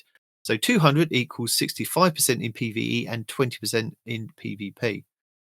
And I did hear a lot of people talking about their supers, that if you don't spec into supers, if you kind of go from 0 to 100 with your super, it's very, very slow. It's like a slug just trailing across the ground. But if you kind of then start... Did they change the system where if you get, like, because right now you can get your super back really, really fast by hitting things with an exotic primary. Yes, so that's going away. Changing the system. You have to spec into and basically, and this is the as you're sitting here hearing the at 200 I can get this much extra damage or this much extra grenade. You really everybody said you really have to choose what you're speccing into. It's not like today where you're going to say, I'm going to run my triple hundreds and just run 100 resilience and be done with it and not think about it. You're really going to have to make some choices in this new system of what you're going to put stats into and what you're not, because you're not getting triple 200. You're not going to max all these things out. And if you don't put anything into super, it's not like today where you can say, I'll run a 20 something resilient, 20 something intellect, and it won't really matter.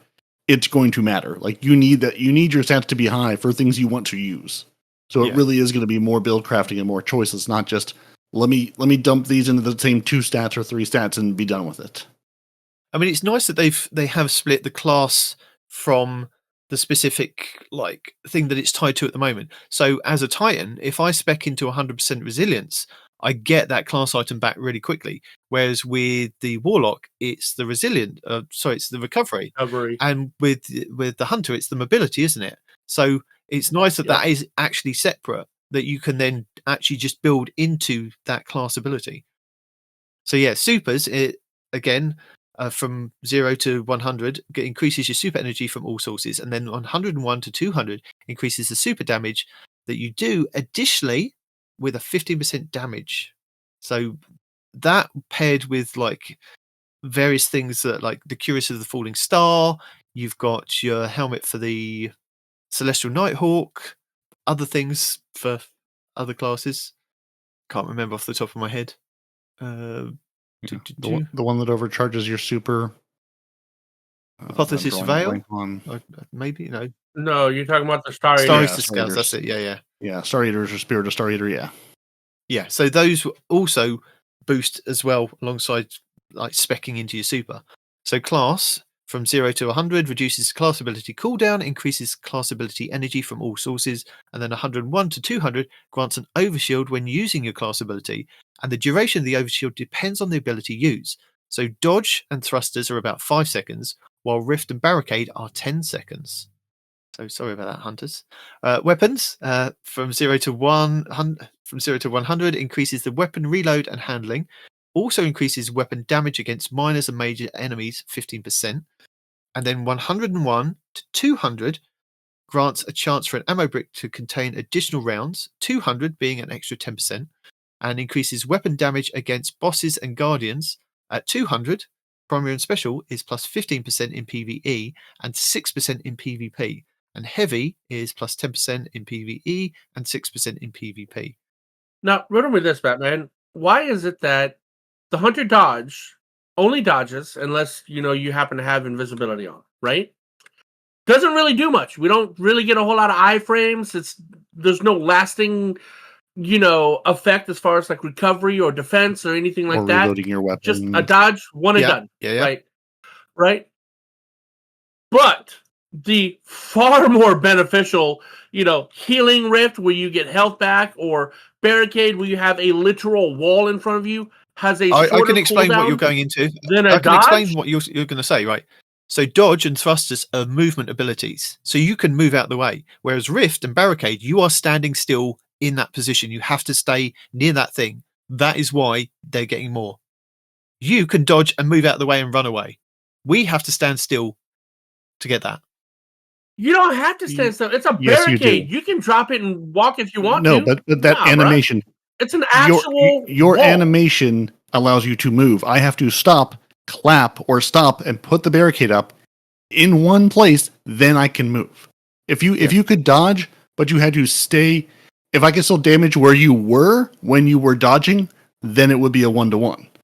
The dodge allows you to move out of the way. Yes, it gives you a wall, but while you are putting up that wall or down that rift, you are motionless. You are stuck there. And that's the difference that they're saying. Which is, how it works. I mean, who among us hasn't been killed mid-rift or mid-wall because you timed it? I've been killed in a dodge. That doesn't do I'm not anything. saying you can't be, but I'm just saying it's a different movement thing. It's a different idea.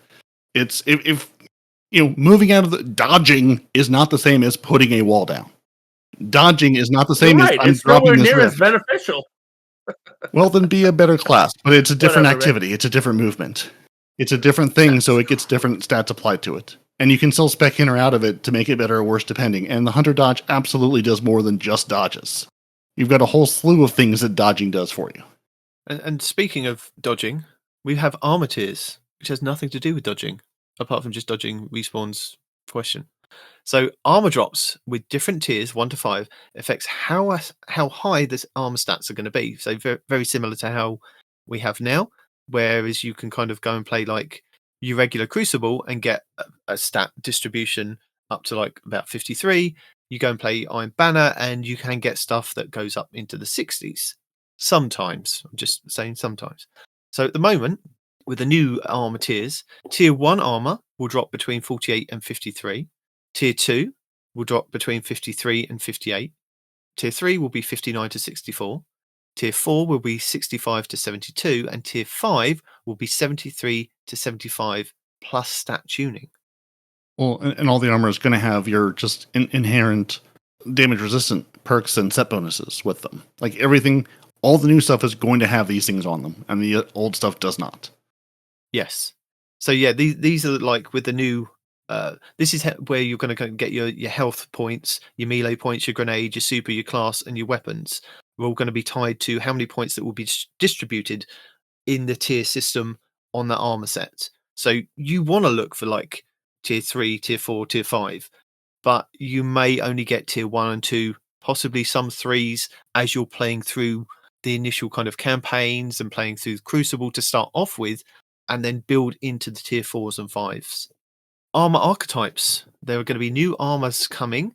6 different stat archetypes, but they've only shown 4, I believe this is. I think. What have I got here? 1, 2, 3. We've got more. 6. Oh no, we have got 6. Yep. Have you got more than 6? I think I have 6. Okay. So there will be one primary stat with around 30 points, and a secondary stat with around 20 points, and a random stat around 10 points. So armor archetypes, we have Gunner, which is going to be primary weapons, and secondary is going to be your grenades.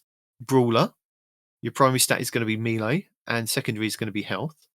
Specialist is going to be primary, is going to be your class, and secondary is going to be your weapons. Paragon is going to be super's primary, and secondary is going to be melee. And Grenadier is going to be grenade first, and then super second with your secondary. And Bulwark is going to be primarily health, and then class is going to be... I think I'll go for a Bulwark. Yeah, that's going to be me. I want some class, and I want some health. It depends if I have an option besides punching things. Yeah. I think I'll go for the health and the melee, and then spec into, like with the mods and whatnot. Well, you do get that random. The class. You get one stat with around 30 points, and the secondary stat will get 20 points, and then a random stat will get 10 points. So you could potentially build like health class and then something else. So, but it is random, unfortunately. So we are still going to be chasing a lot of stuff. Yeah, lots and lots of armor to put in your vault that you're not going to have room for if you don't make room for it. Because you're not going to have your beautiful, set bonuses from the armor, or just the extra resistances. So, new armor is going to have damage resistant perks. So if you collect your sets of armor, you can get up to, I think it's 15%, up to 15%, and they're testing, basically 3% for a piece of armor. So just an extra 15% damage resistance as you put, armor of those same, of the same set on, when you have your artifact unlocked. And basically, the artifact is also going to give you the same sort of thing for weapons. You're going to have kinetic energy and power slot bonus damages of, again, up to 15% of just, you're going to have extra damage as you're doing things. But also, your armor is going to have all your set bonuses, where you've got 2-piece and 4-piece set bonuses, which is nice. So you can still, it gets rid of the, but I want to run my exotic discussion. You can say, I can run my favorite exotic armor and still get the 4-piece set bonus, or 2 different 2-piece set bonuses with different sets, depending how you want to run it. If you're like, this 4 doesn't really do it for me, but this is what I would prefer to have instead. So every armor set gets your set bonuses. So we've got our Aeon, so the Aeon renewal set. So after final blows with any rocket or grenade launcher, or sprinting for a short time, you get a speed booster. That's after 2, isn't it? That's the 2-piece. It's your force converter. And the 4-piece set bonus is reactive booster. Once per activation of force converter, sprinting while in critical health, being suspended, or being slowed by a stasis effect will immediately grant speed booster for a short duration. So run out of danger. The Bushido armor set, your 2-piece bonus. Final blows with a freshly drawn or reloaded weapon will heal you. Love that. Switch weapons, draw it, reload it. You're all set. Get some healing. And that's called the Ido? I-A-I-D-O? Yeah. Ido, something like that. Ido, yeah. Yeah, Ido 1. Your 4-piece bonus is the Unfaltering Focus. So your bow, shotgun, or sword final blows temporarily reduce incoming damage. Damaging targets with those weapons extends the effect. Oh, that's going to be amazing for me and my sword build. It's just like... So your tech set, your 2-piece bonus is going to be called Wrecker.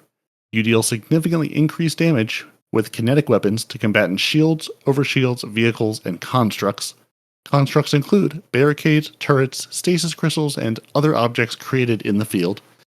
Thank you, Bungie, for an explanation of what a construct is. And your 4-piece bonus is Concussive Rounds. Defeating a powerful combatant or breaking a combatant's shield with kinetic damage releases a disorienting kinetic shockwave. Give me all the kinetic death. And then finally, your last set is the Last Discipline. Your 2-piece bonus is going to be called Terminal Velocity. Final blows with primary ammo weapons grant your primary ammo weapons temporarily increased reload speed. And your 4-piece bonus will be called Power Loader. Picking up an orb of power grants special ammo progress. Very nice. Yeah, and those were the sets. I don't know if those are all the sets, but those are the sets that were shown off, to people that we have now seen. Yeah, they said only 4 sets were shown, but more do exist. Because I'm thinking, well, yeah, of course they do, because you've got Trials that will have a set, you've got and Trials, you've also got Iron Banner. Yeah, because they said every, and this isn't like, oh, I have to go play Trials for this. Every new armor is going to have these set bonuses and things on them. So it's not like I have to go play this activity to get these things. Everything will roll with this now. Everything is going to have these. And yeah, like I said, you can mix and match your set have to bonuses. go. I think you have to go and play certain areas. I think Because I've got the where you get the different sets from. Oh, well, very good then. You watch better people than I did. Okay, so to get your Bushido set, you have to get is Pinnacle basically. So you can get that from Pinnacle. Well, they say it's Pinnacle, but it's the Pinnacle set. The Aeon Renewals is from the Kepler Destination. The Tech set is from base PvE activities. And the Last Discipline is from PvP activities, which is why I was kind of saying there's going to be one for Iron Banner. There's going to be one for Trials. There's probably going to be one for the raids, dungeons, Gambits. They haven't mentioned a Gambit set, but I'm guessing if you go and play Gambit, there's going to be a Gambit set that's going to be available. Guys, just give us our own Gambit stuff back. Update it for Armor 3.0. You already have the bonuses there. Just do it. Do it, cowards. Yeah. So do we like that to max out your set bonuses, you just need 4 pieces of armor? So you can still run your exotics? Yes. Yeah, I also like the 2 and 2 option, honestly. That way you don't have to fully commit to something. You can, spread it out. Like if you don't need that much of, I don't know, like discipline or recovery or whatever. Not discipline. No, not recovery. What's it called now? You don't know yet. Health. If you don't need that much health, right? You can say like, okay, I just need 2 armor pieces for this, and then I can spec the other 2 into something I need more, like your grenades or your melees or your class abilities or whatever, right? So yes, that is actually kind of cool that you're not locked into all 4 to get a set. I think I'm going to really go for the Bushido set because I want Final Blows with freshly drawn swords or my reloaded weapons heal me with my sword build, and then the 4 set with the unfaltering focus. With my sword, Final Blows temporarily reduces incoming damage, and I'll have an overshield, and then drawing it again will give me heal me, and I'll have my all the fantastic strand stuff with. It's going to be amazing. Blocking, but you don't draw your sword. Your sword's always out, isn't it? Yeah. Not if he switches it, not if he draws it. Yeah. Yeah, but if he in the high level activities I've seen him playing, the split second it takes him to swap swords and put that shield back up is enough time to kill sometimes, yeah. Sometimes my timing isn't right. I'm not esoteric, but I could be. Well, that's why he's going to spec into his health and get his overshield and all the things. Yeah. Yeah, I'm very excited about the getting your healing over, freshly drawn or reloaded weapons, even though reloading breaks my immersion. And the tech stack of just throwing down kinetic damage. Throw me some tremors, give me some kinetic damage going. Oh, that's just Peroty. I could again. It's not end game. It's never super strong, but it's Peroty. fun. It's Peroty. fun just to have that extra damage of going. I'm loading up with damage. Everything's shaking. Oh, and when I do have to reload while you're getting hit by all the kinetic tremor damage, I'm gonna get healed too, so I can come right back and do more damage. Peroty. Mm-hmm. Imagine this. Okay. That actually works when you're using the auto rifle that we do not name with the chest piece that we do not name, because that automatically reloads your weapon and it procs those perks. Ooh. You could just walk around with an overshield. You're a bad man. I am. I'm hoping that would work. That is going to be amazing. It is reload. It doesn't say you have to reload. It just says the weapon reloads. I mean, if I'm not doing it, the weapon does it itself. Who am I to say? Well, no. If the chest piece says that it automatically reloads weapons or auto rifles, then I say that's a win immediately. Oh, you're a bad man. I like the way you think. Yeah, it says steadily reloads a portion of your equipped auto rifles or machine guns. That says it, so it should work. Anyway. Love this plan. Mm. Yeah, but the sets are super exciting. I mean, how many times have we been saying, "Hey, remember Gambit when you gave us Gambit Prime sets, and we like that? Thank you for finally bringing that into the game and giving us sets to chase and bonuses, and not requiring me to say I can get the top bonus or I can use my exotic." Which, beautiful choice. Thank you. And at the moment, I'm not going through my vault and going, right, you're being deleted. I am still going to hang on to a lot of the weapons. Everything. A lot of the weapons. Not everything. He needs some room to put the new stuff in. I mean, sooner or later. He'll delete the raisins. There you go. No, the raisins. I am looking forward to raisins are the most important. What do you mean? I am looking forward to kind of going like, I've kept this scout rifle because it's good in a GM because it does this. So I'm looking for the 1-to-1 kind of swaps, which are going to be quite nice. Or like, I don't need this one because this one does this, this, and this, so I can get rid of you kind of 3. So I am looking forward to kind of that aspect of it. So, yeah. What can I trade up? What can I get a better version of now that it exists than I could get before? And I guess it's probably. I know we've sort of we mentioned it, but all of our. This is why this. It feels like information overload because literally everything is changing from the names of our perks and things we're speccing into to the damage we're doing to our power level to everything else. So and now I don't know if this is a 1-to-1. Hey, this spec, this stat becomes this stat, but basically your mobility turns into weapons, resilience turns into health, recovery turns into class, strength into melee, discipline into grenade, and intellect into super. So, I mean, I think that's the, this is the old spec, the old name and the new name, but yeah. So that's what we're going to have to deal with. So you're not doing mobility anymore. We're doing weapons. We're not doing resilience. We're doing health. So that's what we're going to have come Edge of Fate. So all the videos you've watched, this will be the big, YouTube defining moment of if it uses these words, this is old content and will not be as helpful as the new words and the new content. Yeah. So do we want to talk about the artifacts and the artifact bonuses or artifact boosts? Already? We should. Wow. They showed it off. They showed it off in its full glory.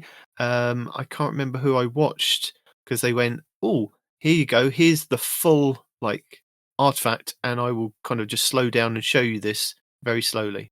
Ooh, I missed that one. So you've got the exclusive on this one. I think who was it? The only pieces I saw were about the the resistances and it no longer providing. Oh, it was Zavala. It was Zavala. She went through Zavala. and she went, right, this is the artifact. If you want to, you can kind of take screenshots. Yeah, it was one of the ones that Bungie highlighted. So yeah, I went through and kind of looked at that. So sneaky Bungie. Artifact boosts. So the new artifact will now give separate buffs based on if you have new gear equipped. So having a full 5 out of 5 set of new armor equipped grants a plus 7.8% damage resist. So if you take off that exotic and you put all 5 pieces on, you get an extra 7.8 damage resist. Having a new legendary weapon equipped grants plus 6% damage for that slot. So that's just for having a new weapon. This is why you want the new weapons. And having a new exotic weapon equipped grants plus 15% damage for that slot. How cool is that? Just trade your old stuff for your new stuff. Bish bash bosh. There you go. That's why you want the new stuff respawn. I mean, I want the new stuff anyway. I'm just upset that the current stuff isn't going to be on my crafted weapons and whatnot. I still haven't heard about that. Or No, you did we say haven't. that, and my kid was talking to me at the time. Oh, No. hold on, yeah. Let me go into what Bungie said about crafted weapons.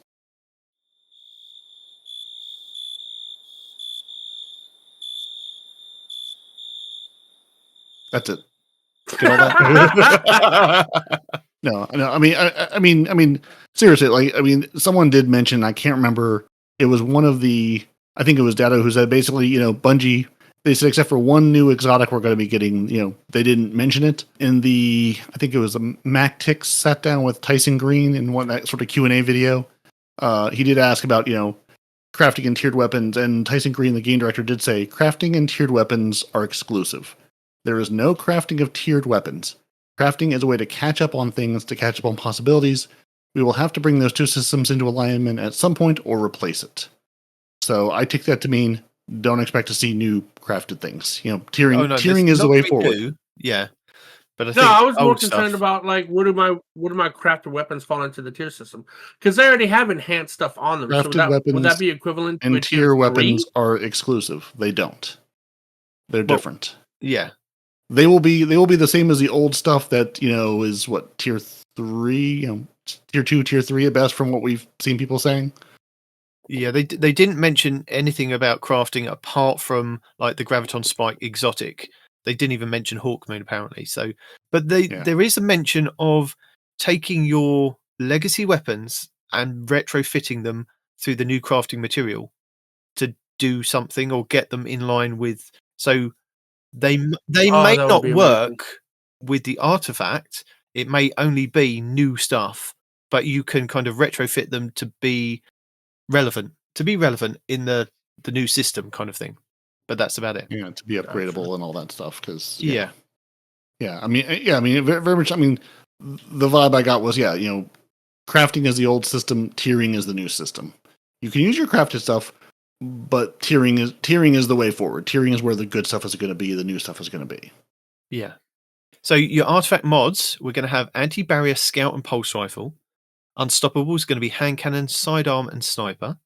Overload is going to be shotgun, auto rifle, and SMG. And we've got flame, fiber, and freeze. Combines the solar strand and solar stasis cipher mods into one. Diviner's discount. All scavenger mods are discounted.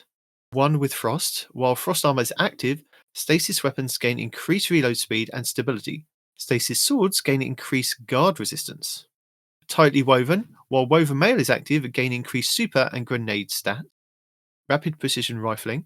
Rapid precision hits or final blows with scout rifles grant them increased reload and reduce incoming flinch. Fever and chill. Rapid precision hits with a solar weapon grant radiance.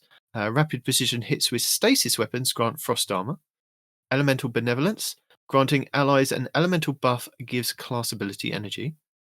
Frost renewal. Whilst you have frost armor, taking critical damage releases a burst that freezes nearby combatants and grants frost armor to you and nearby allies.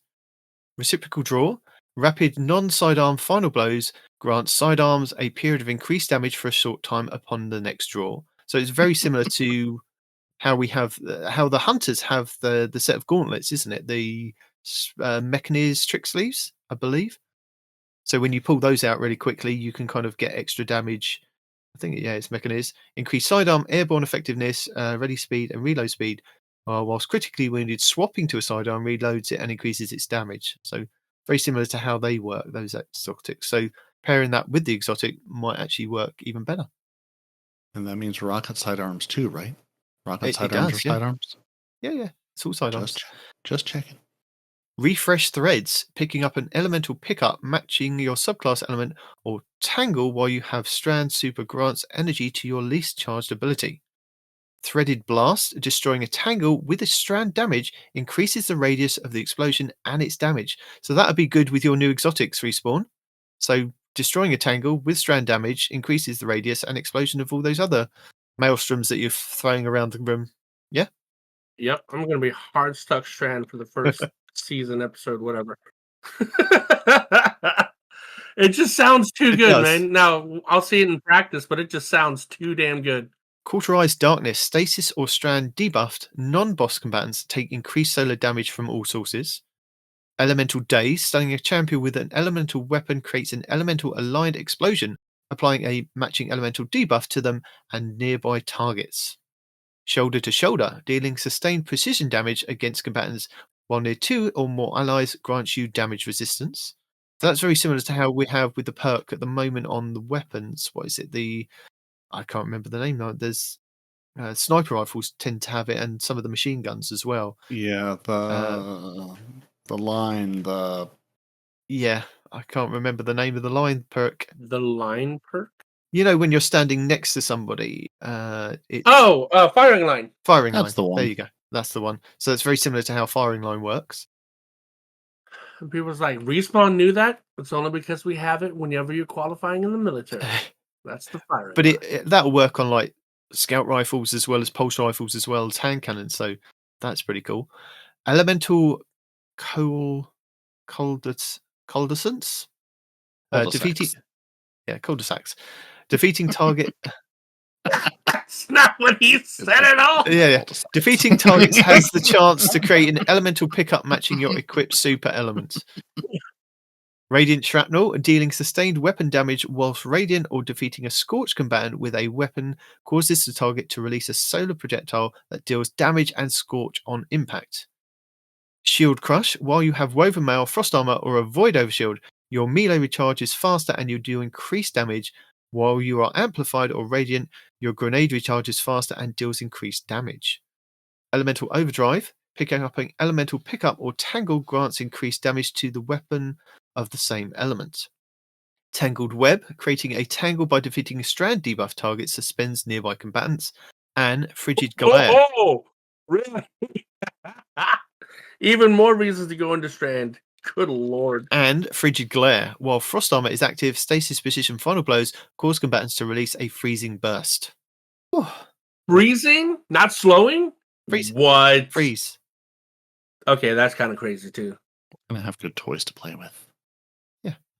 We both know you'll put on the sweet business and then never take it off. Shh, we with do this not new mention its build. name. Don't tell people we're putting that on. What? We'll see. We'll see if it's actually the fantasy of sweet business and the reality of sweet business are not the same. It would be nice now. The Quicksilver Storm, on the other hand, or maybe the Suros or the Hardlight. It's hard to say who the champion's going to be. Or hear me out, 2 auto rifles. Just swap between the 2 because you don't need to reload. Just swap them and be done. Wait a minute. What? Have you ever gotten a weapon? Nope. Like, have you tried this build with a weapon that has onslaught on it? Which build? The one that doesn't exist yet? Yeah. Well, the chest piece with an onslaught weapon, right? Yeah, of course. Yeah. What do you think I am? Does it work well? Day one type? You run out of ammo very quickly. Yeah. Even with the action where we're gone. Yeah. I mean, you really need something with. Yeah, you really need enough ammo to really make it worthwhile, or 2 auto rifles to kind of keep the fantasy going. Swap. Yeah. Gotcha. And even then, it's of limited. But use. it doesn't load your stove. It has to be in your hand, right? Yeah. Yeah, but I'm just saying, it'll whatever little bit you can get from the stow or from the swap. It's I don't know. It's not a great thing. It's fun to run around and have a good time with. It's not good. It's just silly. Yeah. Except for the guy who's got 300,000 kills on his sweet business. That's he is in a committed long-term relationship. I mean, it's nice to see that kind of commitment this day and age, right? It is. Honestly, I'm just happy to get new anti-champion things because I'm real tired of these. Yeah, you said that last week, didn't you? Mm-hmm. Still. What are the my tongue just failed me there for a second. What are the new anti-champion mods? I didn't retain what you didn't listen. Scout and Pulse. I listened. I didn't retain. Scout and Pulse is anti-barrier. Unstoppable is hand cannon, sidearm, and sniper. Overload is shotgun, auto rifle, and SMG. Oh, there's what's not a weapon next season? Bows. Good lord. Oh, they're fusion rifles. Fusion rifles. Would you like me to carry on? Yeah, swords. Rocket assisted. Well, no, you said sidearms. Yeah, rocket assisted. And pulse pulse rifles and sidearms have been included. Yeah, no, true. Yeah. What about rocket assisted rockets? Are rocket assisted rockets an option? No. And I'm sure that's just machine guns. Pretty sure that's what the hell's that damn thing called? With the Wolfpack rounds. That's what that is. Yeah. Mm-hmm. The Yotan. Yeah. But how are we going to be playing these activities? No. This is the ultimate question. How are we going to be playing these activities? Where are we going to go to find them? Are we going to go to the destination screen, or are we going to be going to the portal? Because destination is the screen portal the one and only way? Is the way of copying Fortnite the best way to go? No, it's not. As somebody that plays Fortnite every now and then with my son, and I say to it, and you as well, yeah. We don't speak of those other games. You, at the top of the show, how long did you spend saying we only talk about Destiny? Only podcast, and now, right? No, I'm just saying it looks like okay. It looks like other games. Bungie, this is what you've done. You've turned the man to Fortnite. This is what's happened. I like playing Fortnite Save the World, and to navigate to Fortnite Save the World, the PvE kill the zombies part of it is very hard to get to now with all the kind of different things on their portal screen. You Mhm. have to kind of pin it to a specific place, or you ask your 13-year-old to say, where have they now put this? Can you find it for me? And he goes, ugh. You could. So I get sighed at. Anyway, Is there a 13-year-old as a service for those of us who don't have our own 13-year-olds that could get to ask questions of? you have to figure it out yourself. I'm sure there's a guide on how to get there. Yeah, I mean, honestly, like everyone said, the Fortnitification, but honestly, this made me think of Halo. I mean, Halo itself. I remember opening that game; it was its own operating system. Obviously, Fortnite is obviously grown far past where Halo ever was, but I mean, that's what made me think Bungie returning to their roots in a way of going, yeah, no, here's a series of things. You can choose the thing you want. Honestly, again, we'll see how this grows. This may be a good idea at the start, and in 2 years we may go, we're now in Fortnite territory with 7,000 options in every menu, and this is overwhelming. I think that's the worrying thing. Is it because we have so many different things to do? It could possibly turn into that. Yeah. I mean, that's always the risk. And might we be there? Yeah, we might. I would hope that they would say. I mean, that's one of the things they said that. Again, it was one of the Q&As I was watching with like the team. It wasn't with Tyson Green. It was, I think, some other folks from Bungie, basically saying, we're part of the impetus of this big rework is we're dealing with systems that were never built to be this old. They were never built to run this long. Where we just added and added and added, and there was no like, hey, let's take a year off or 6 months off and rework how the game is built, rework how the players are going to find things. So this is hopefully a long coming considered take on how can we do this. Probably looking at things like Fortnite and looking and going, here's how this works, here's how this doesn't. And hopefully them taking let's look down the 2, 3, 5 year road and say, where does this go from here? But honestly, just the other benefits we get from the portal, being able to choose things, being able to know what the rewards are, being able to have some idea on where to go is a massive, massive increase. And I am looking forward to, interacting with the game that way. The director will still be there, but this being the way forward is going to be really nice to be able to say, I want to go try to get some, tier 4 armor. What can I go to play that? Oh, here's where I can go. Oh, let me tweak the damage up because I'm with a fire team. Let's make this harder. Let's go for better rewards. It's, the Nightfall style. Hey, I've got a team. Let's make this harder. Let's get some better stuff out of it. Or, okay, I'm running solo. Let me run the easier version of this. I'll get something out of this, but it may not be the best thing, but at least I can sort of practice it. And just not having 10,000 blinking things at me. I'm done with the director. It's just like, where do you go? And loading that up on a character you haven't played in a while. Oh, God help you! It's just everything screaming at you, going, go over here, go over here, go over here. And it all has predominantly the same importance. exact symbols too. Yeah, right. Like it all has the same importance. There's just no way to know where I should start. And and they made the same point in that Q&A of just. To a returning or a new player, there's no hierarchy of what to play next. There's nowhere to go. There's nowhere to say, here are the things that are worth your time even.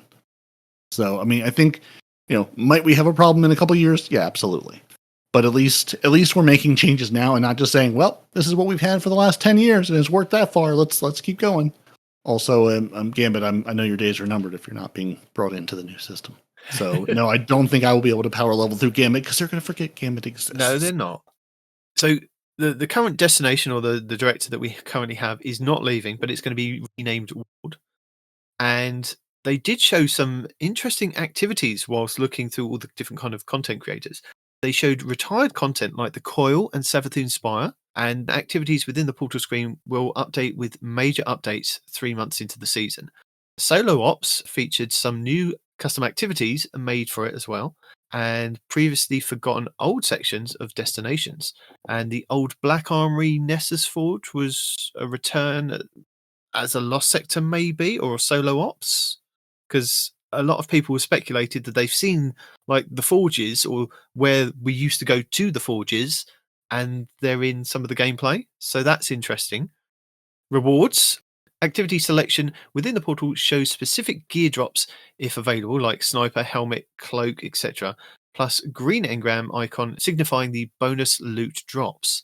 So this is when you're kind of, like you were explaining, like you could go and up the like the modifiers to get better drops, but it will also now tell you if you are looking for a specific item to boost your gear up. So if you are looking for a sniper, or you're looking for a helmet, or you're looking for a cloak, that will also tell you what it is now, and it will also give you like the green engram icon, signifying that you're also going to get bonus loot from that drops. And bonus loot drop activities are supposedly reset daily, and grinding for gear will be best when you just kind of focus on the activity and just get into the farming. Basically, just you can just go to like the inverted spire as that is dropping class items, and just go there and get class items and get what you kind of need out of that from the portal. So that is kind of going to be really helpful if you're just going to be focusing on getting certain things within the game,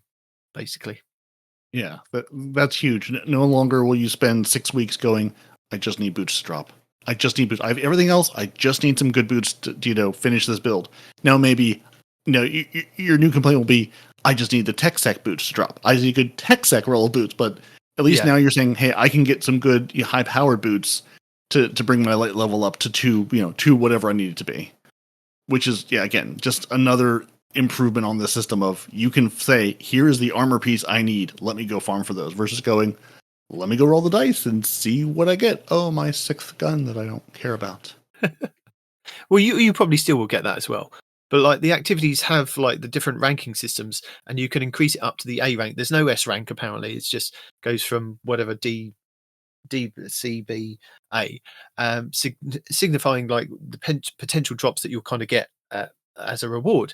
And the reward ranks are influenced by the activity modifiers like normal, advanced, and expert that we kind of have at the moment, and then the different modifiers that you decide you want to put on top of that, as Peroty was saying. So you customize it before you even kind of go into it to see, right, I want boots, but I want a tier 3 set of boots, and the game will automatically calculate your score, what grade you kind of need to get, and based on your kind of your level of what you currently are now, it would say, right, the enemies are now plus 20, plus 30 above what your kind of light level is, and this is how hard it's going to be.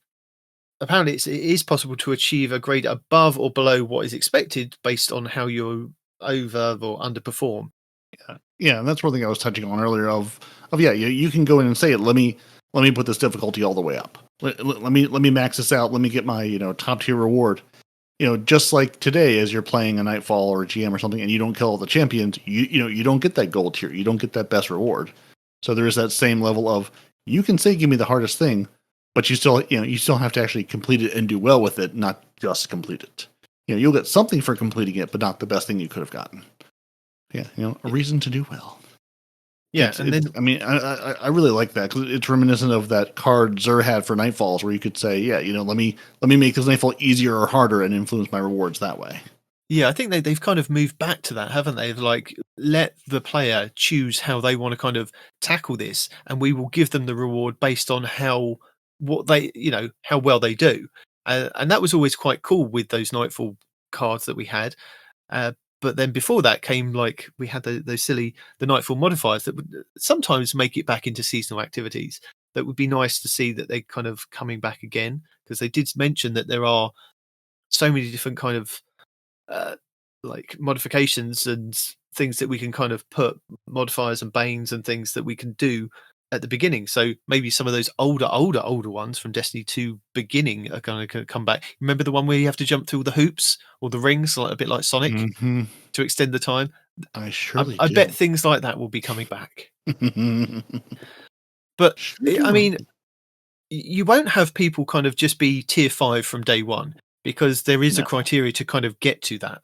So once you're at power level 400 to 450, you then have access to the platinum metal rating. And this option is increases the difficulty tier to tier 5, and the tier 5 rewards will only come from this. So the mid-season 3-month power increase to 550 max will help you make the tier 5 gear reward levels easier to achieve. So where we were talking about like the season starting, like we get the Edge of Fate and then we get the Renegades in December, which is the 6-month period when it all kind of gets reset. 3 months into it, so July, August, September, there where we get the option that it increases to 550 max. that will then help people get more tier 5 gear.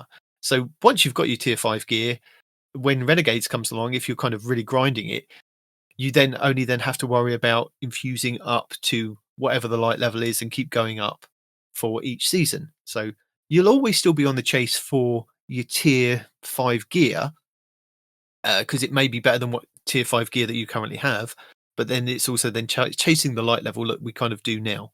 So that's pretty cool. Yeah, I mean, that was sort of the thing that people kept reiterating is there is, well, in the past few years, Bungie has really gone away from, we're not going to make you grind. We're not going to make you grind. This is sort of the idea of the grind is coming back, and there is progression with that. We're resetting you after each year. We're having you sort of start from a baseline. So in a way, it's taking away I can play the game 80 hours a week, and yes, I can still grind my face off and do the power leveling. But at some point, that's going to get reset. So we're all going to sort of be on this, a similar footing power level wise. Yeah, we'll have better loot, better gear, better armor that we're bringing into that next season. We didn't like that the first time it happened. Why are they coming back to that system?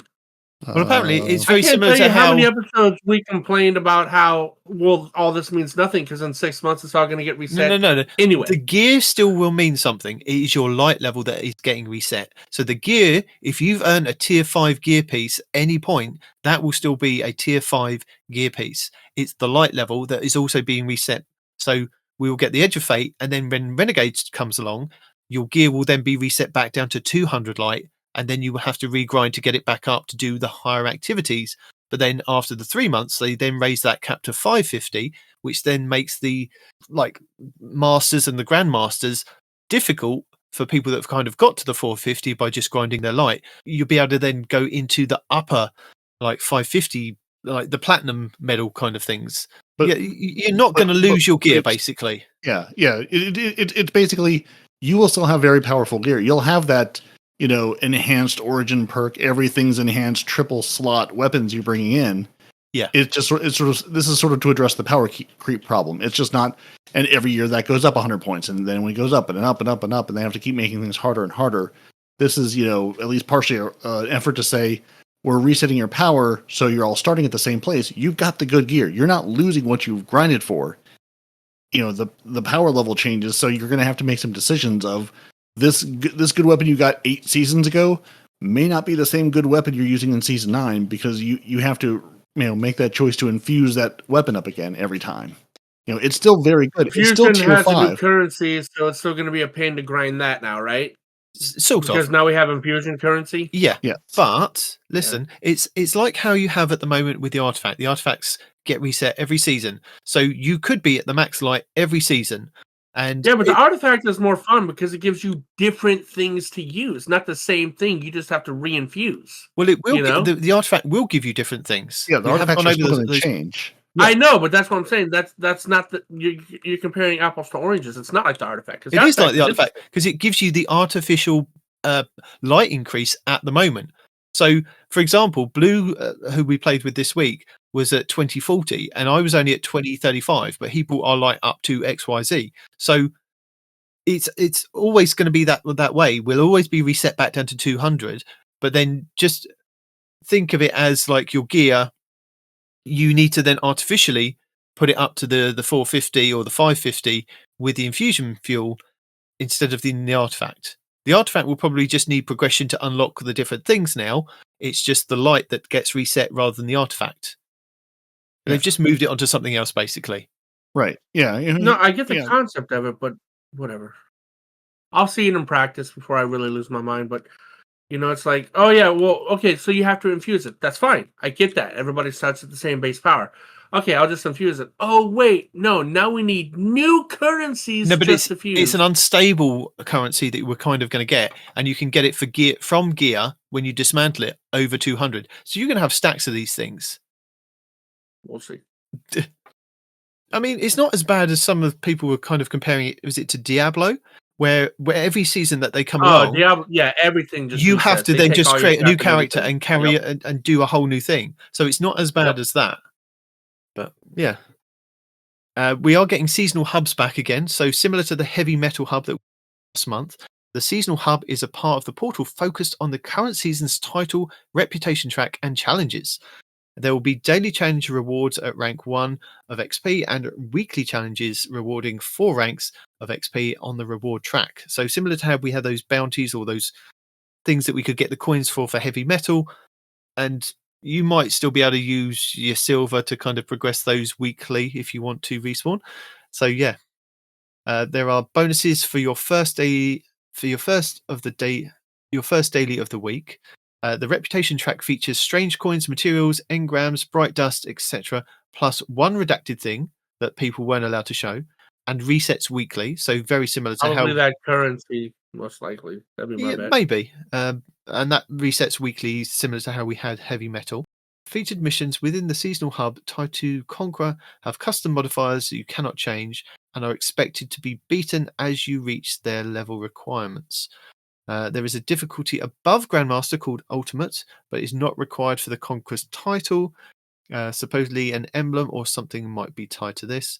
And the returning Arms Week event is also shown to have a similar event screen.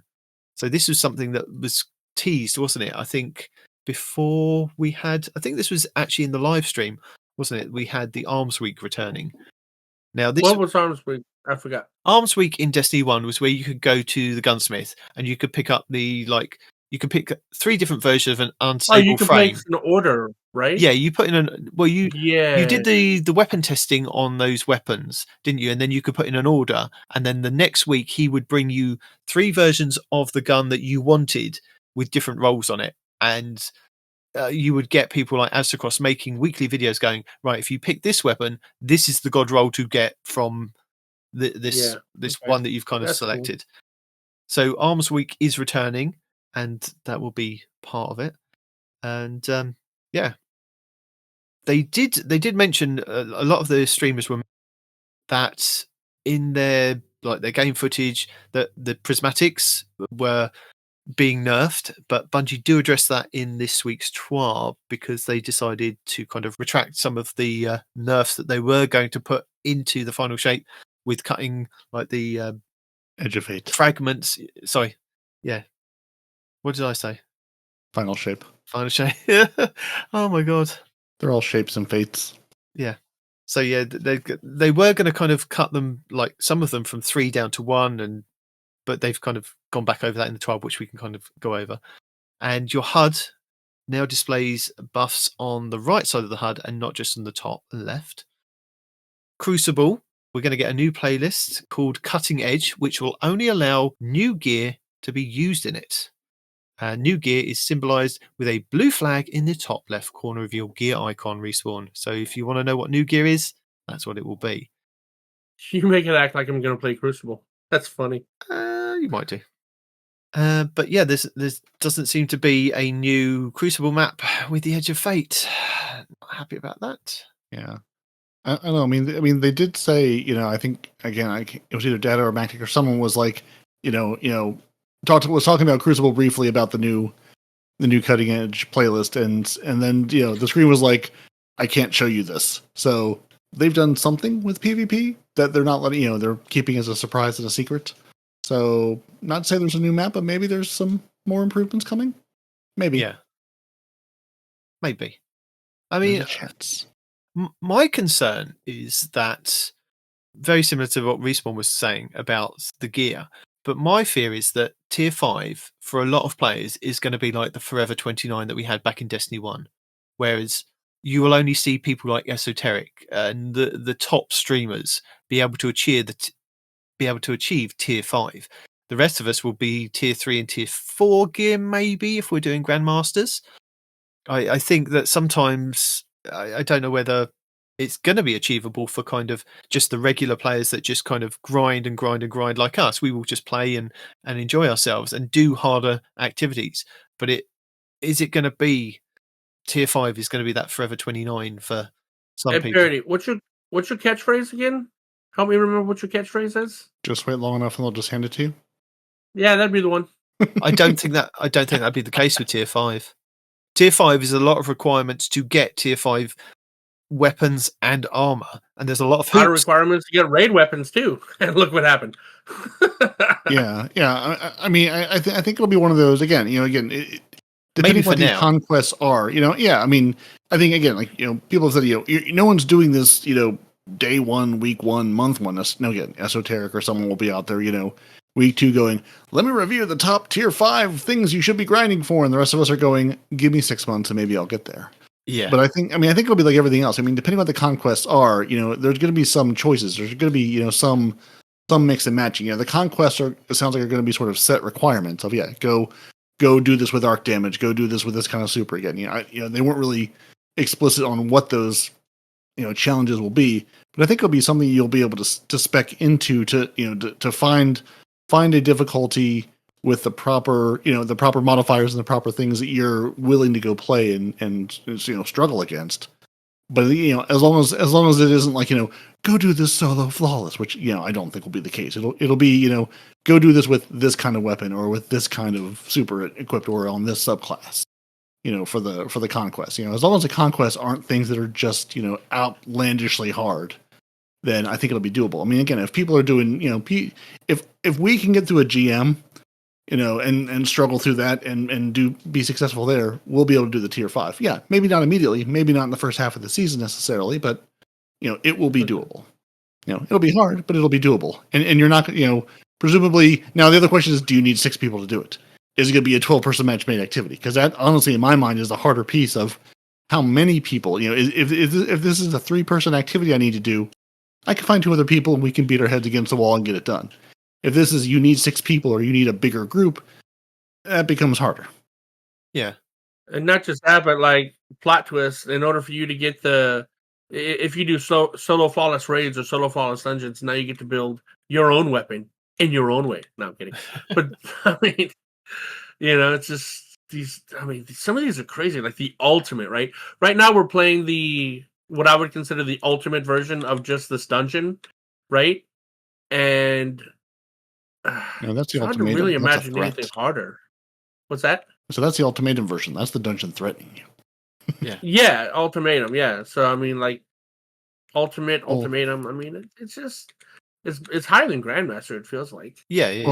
Well, I mean, higher than Grandmaster, or I mean, it could just be also more specific. Again, because we're going to have different modifiers. We're going to have different requirements with these conquests and things. It may be, you're doing this the same 25, 30, whatever light levels below, but then we're also, giving you haste, putting that stupid thing on where you have to be running all the time.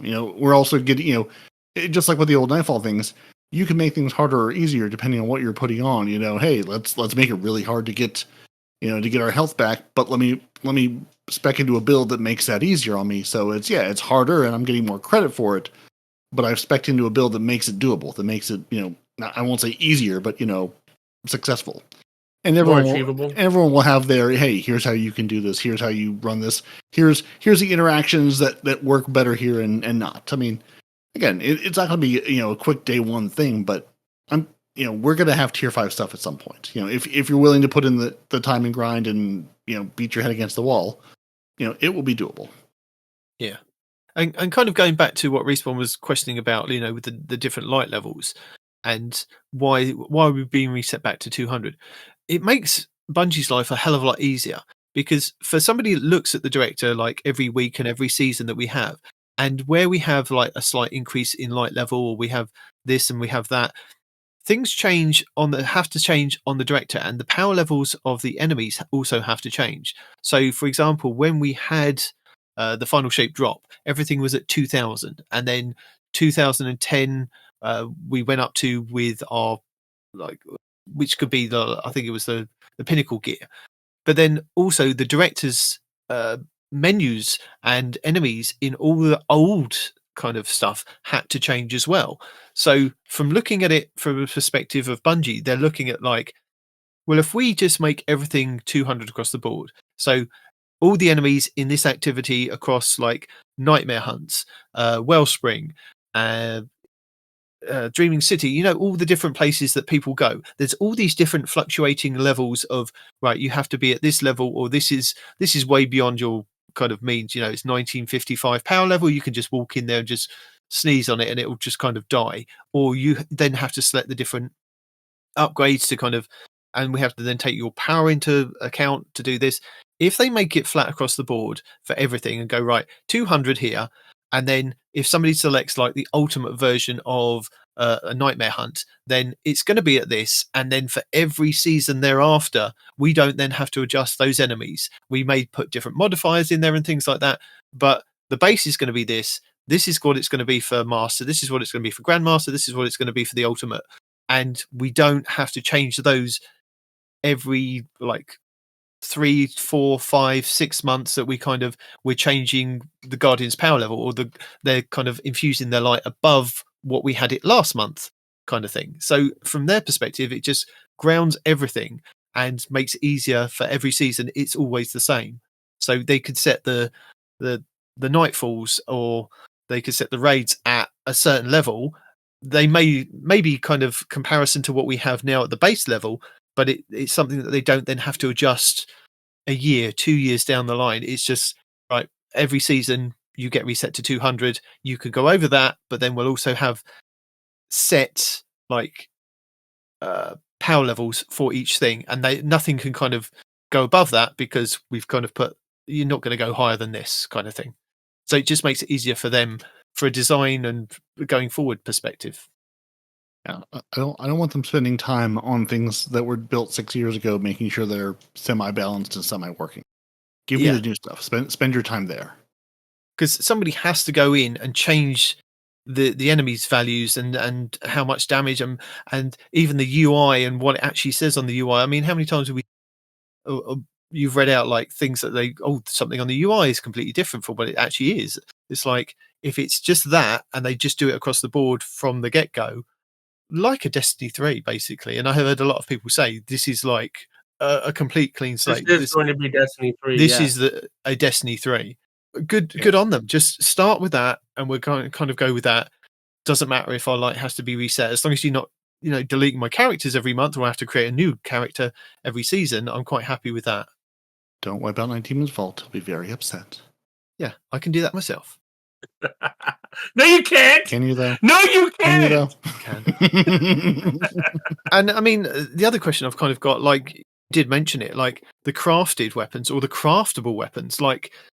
And I'm not just talking like we do get the ones like that we've had in the seasons that you can craft, but then we've got like the Xur's ones that we can get with Days of Eternity. You can craft those ones. The raid ones, you can craft some of those, and some of the ones in some of the dungeons you can also craft. It's like, where do they sit in the new land, basically? What are you enticing me to go back and play these old raids with? Yes, I mean, if I've got the exotic, if I've done Vault of Glass and I've got my Vex Mythoclast and its Catalyst. The same thing that they've been doing now. They're going to introduce the tier systems into the raids too. I'd like to know. Maybe not all at once, but definitely slowly, for sure. They have to. But then if they do that, are my existing crafted ones going to be included in that? Or do I then have to go back through and regrind? And you probably got to go back, regrind, because like I said, the crafting is going to be different. You guys said crafting is going to be a different system, right? So, well, I think we think it's going to be a different system, or there's not going to be crafting going forward, but they're going to have to make those crafted weapons relevant some way, like make them into the tiered system. They might make them a tier 2 or a tier 3, because some of the crafted weapons that you get are that you can make them, enhance them, can't you? So. And especially like if you've done some of the raids, you get those adept versions of those weapons. Where do they sit in that tier system as well? I know it's going back to, well, you did get it, you've had use of it, and blah blah blah. But those raids and those dungeons, you didn't just get it though; you earned it. You know what I mean? But I mean, you have earned it, but you've had the chance to play with it, etc. But what I'm saying is, those raids, those dungeons will still be around. But what is it actually going to entice people to go in and play those things if they can't get the weapons, or they can't get the gear from them to make them something else, apart from like infusion fuel? Are we going to be doing old raids so that we can get like a tier 2 or a tier 3 armor set that could then be thrown into whatever we're using, or we could use those armor sets? I guess we'll have to wait and see. But if I was a betting man, I'd say they're going to revamp the raid not armor, the raid drops, I guess, let's say the raid gear to incorporate the new system. They would have to. Well, you think that they would. Hopefully they would. That's what I would assume. You bring those into the system. Like, I know they said, like, the exotics are getting sort of the treatment. Because people said, what am I doing with all my exotics? Not just the class items, but all the exotics I have. And they're basically saying, they're being brought into the tier system and given archetypes and things, like that make sense for what they are, to a degree. But yeah, how long have we been playing this game? How long have these raids been out? And I know the argument of, I earned this and I worked hard for this and I grinded for this. Some of it may come forward, some of it may not be. If you're thinking about this as Destiny 3, think about it as Destiny 3. You have some old things, some of them can come with you, but it's time to put those old things away and get some new things, which I know nobody wants to hear. And I know Bungie's... I would enjoy that. That's fine. That's a good way to look at it. Thanks for saying that, Peroty. But I do have one request. Okay. Now I know we always talk about how give me new stuff. But I do still want my Zalo Supercell. Well, so if Destiny 3 can give me the Zalo Supercell, all is forgiven. I don't even need vault space. Just give me the Zalo Supercell. That's it. Ooh. So wipe all of respawned weapons. Just give him that one. That's it. That's all he needs. Yep. All three that's all I need, spots. That's right. A heavy Zalo Supercell sounds nasty. Oh man. That's actually just a Tesla coil. Like, in the raids where you have to pick up the heavy item and move real slow. The heavy Zalo is just a Tesla coil you have to lug around. You can't move fast. You can't jump, but hey, it zaps everything in your wake. Yep. Don't hear a downside. This is your weekly rundown of episode Heresy, week 19, starting on June 10th. With the end of the episode fast approaching, it's that time where we go over some reminders of what's going away when the Edge of Fate releases on July 15th. Starting with the 10th anniversary seal and title, Moments of Triumph 2024 seal and title, Act 3 of Heresy's Unknown Antechamber chess puzzle and rewards, Act 2's activity the Court of Blades, Act 1's activity the Nether with its 3 modes, Exploration, Advanced, and Expert.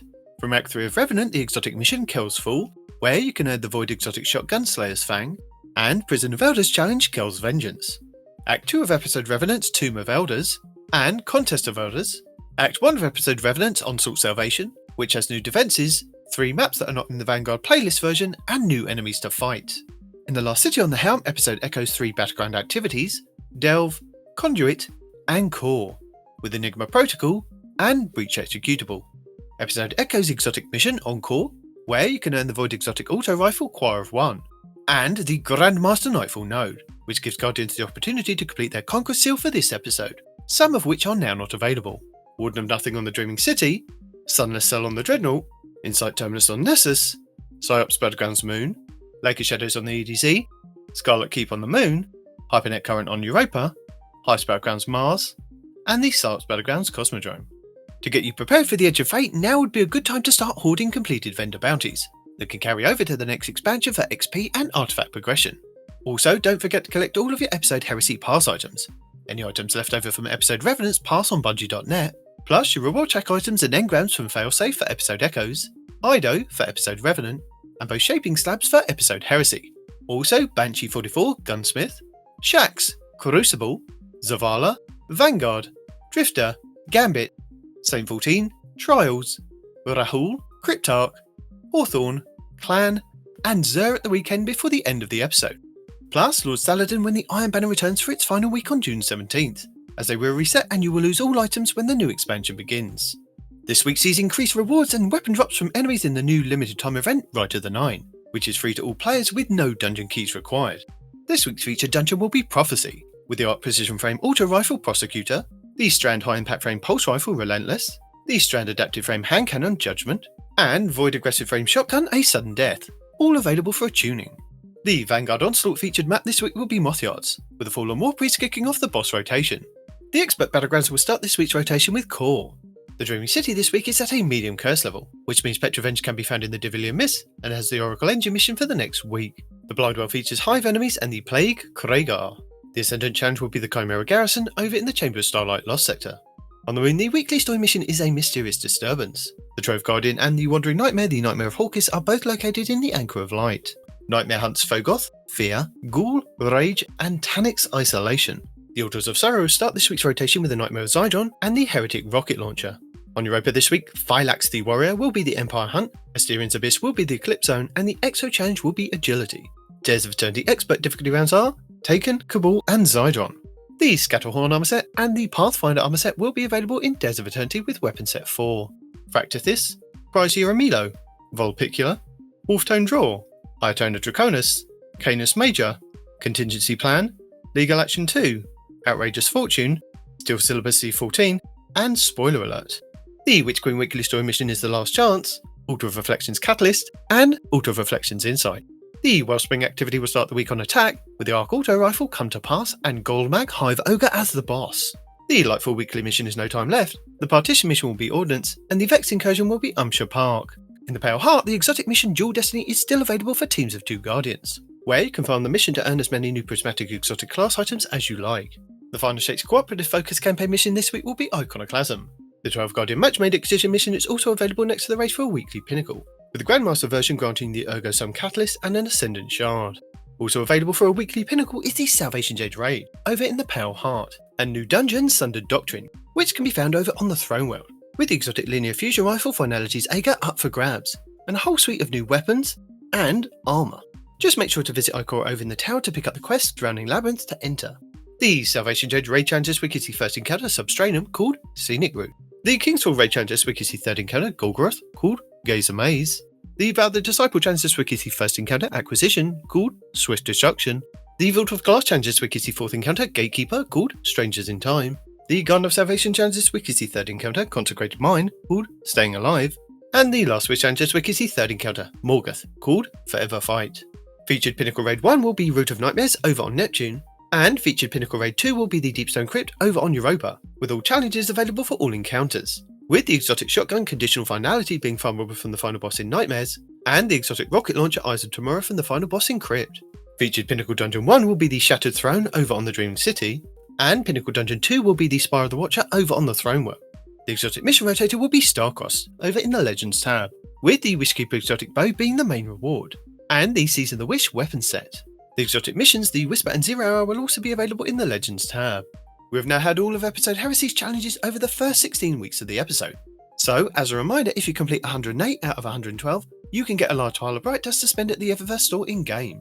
Lost Sectors, Tuesday the Broken Deep in the Pale Heart, Wednesday the Blooming Deep in the Pale Heart, Thursday Bunkie 15 on Europa, Friday Perdition on Europa, Saturday Veil's Labyrinth on the Cosmodrome, Sunday Exodus Con 2A on the Cosmodrome, and Monday Fill-In's Rest on the Dreaming City.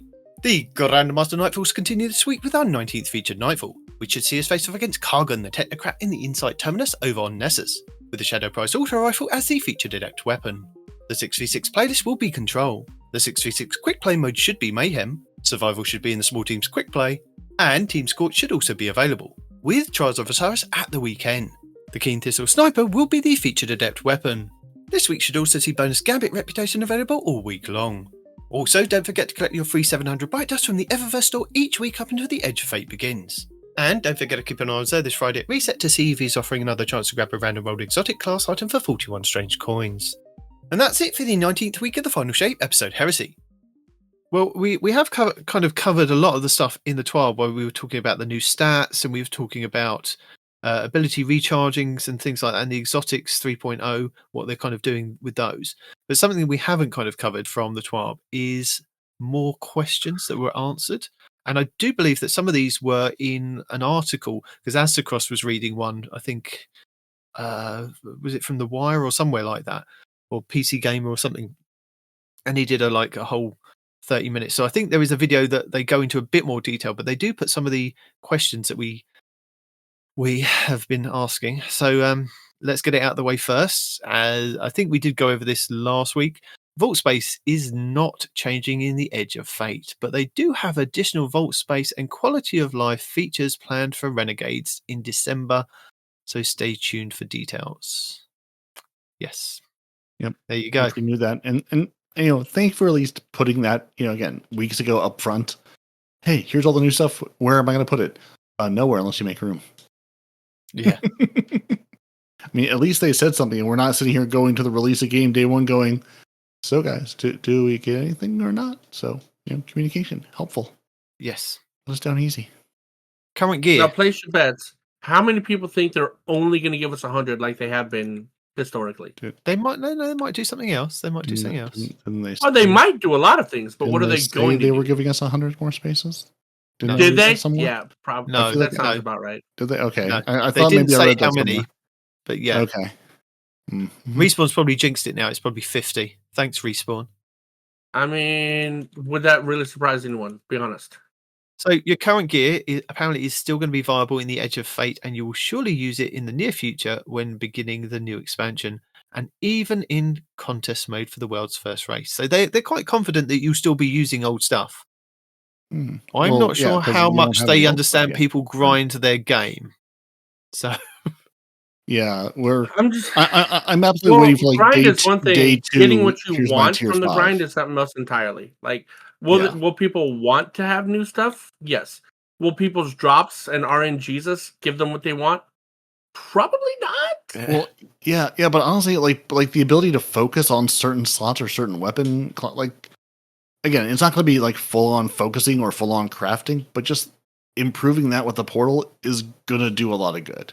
Again, it's not going to be perfect. It's still we want you to, again, and that's what every creator's video, like the common theme was, in addition to everything is changing, is this will be a grind. This will be a lot of grind. Like if you're not interested to lock in chat and grind, maybe sit this one out.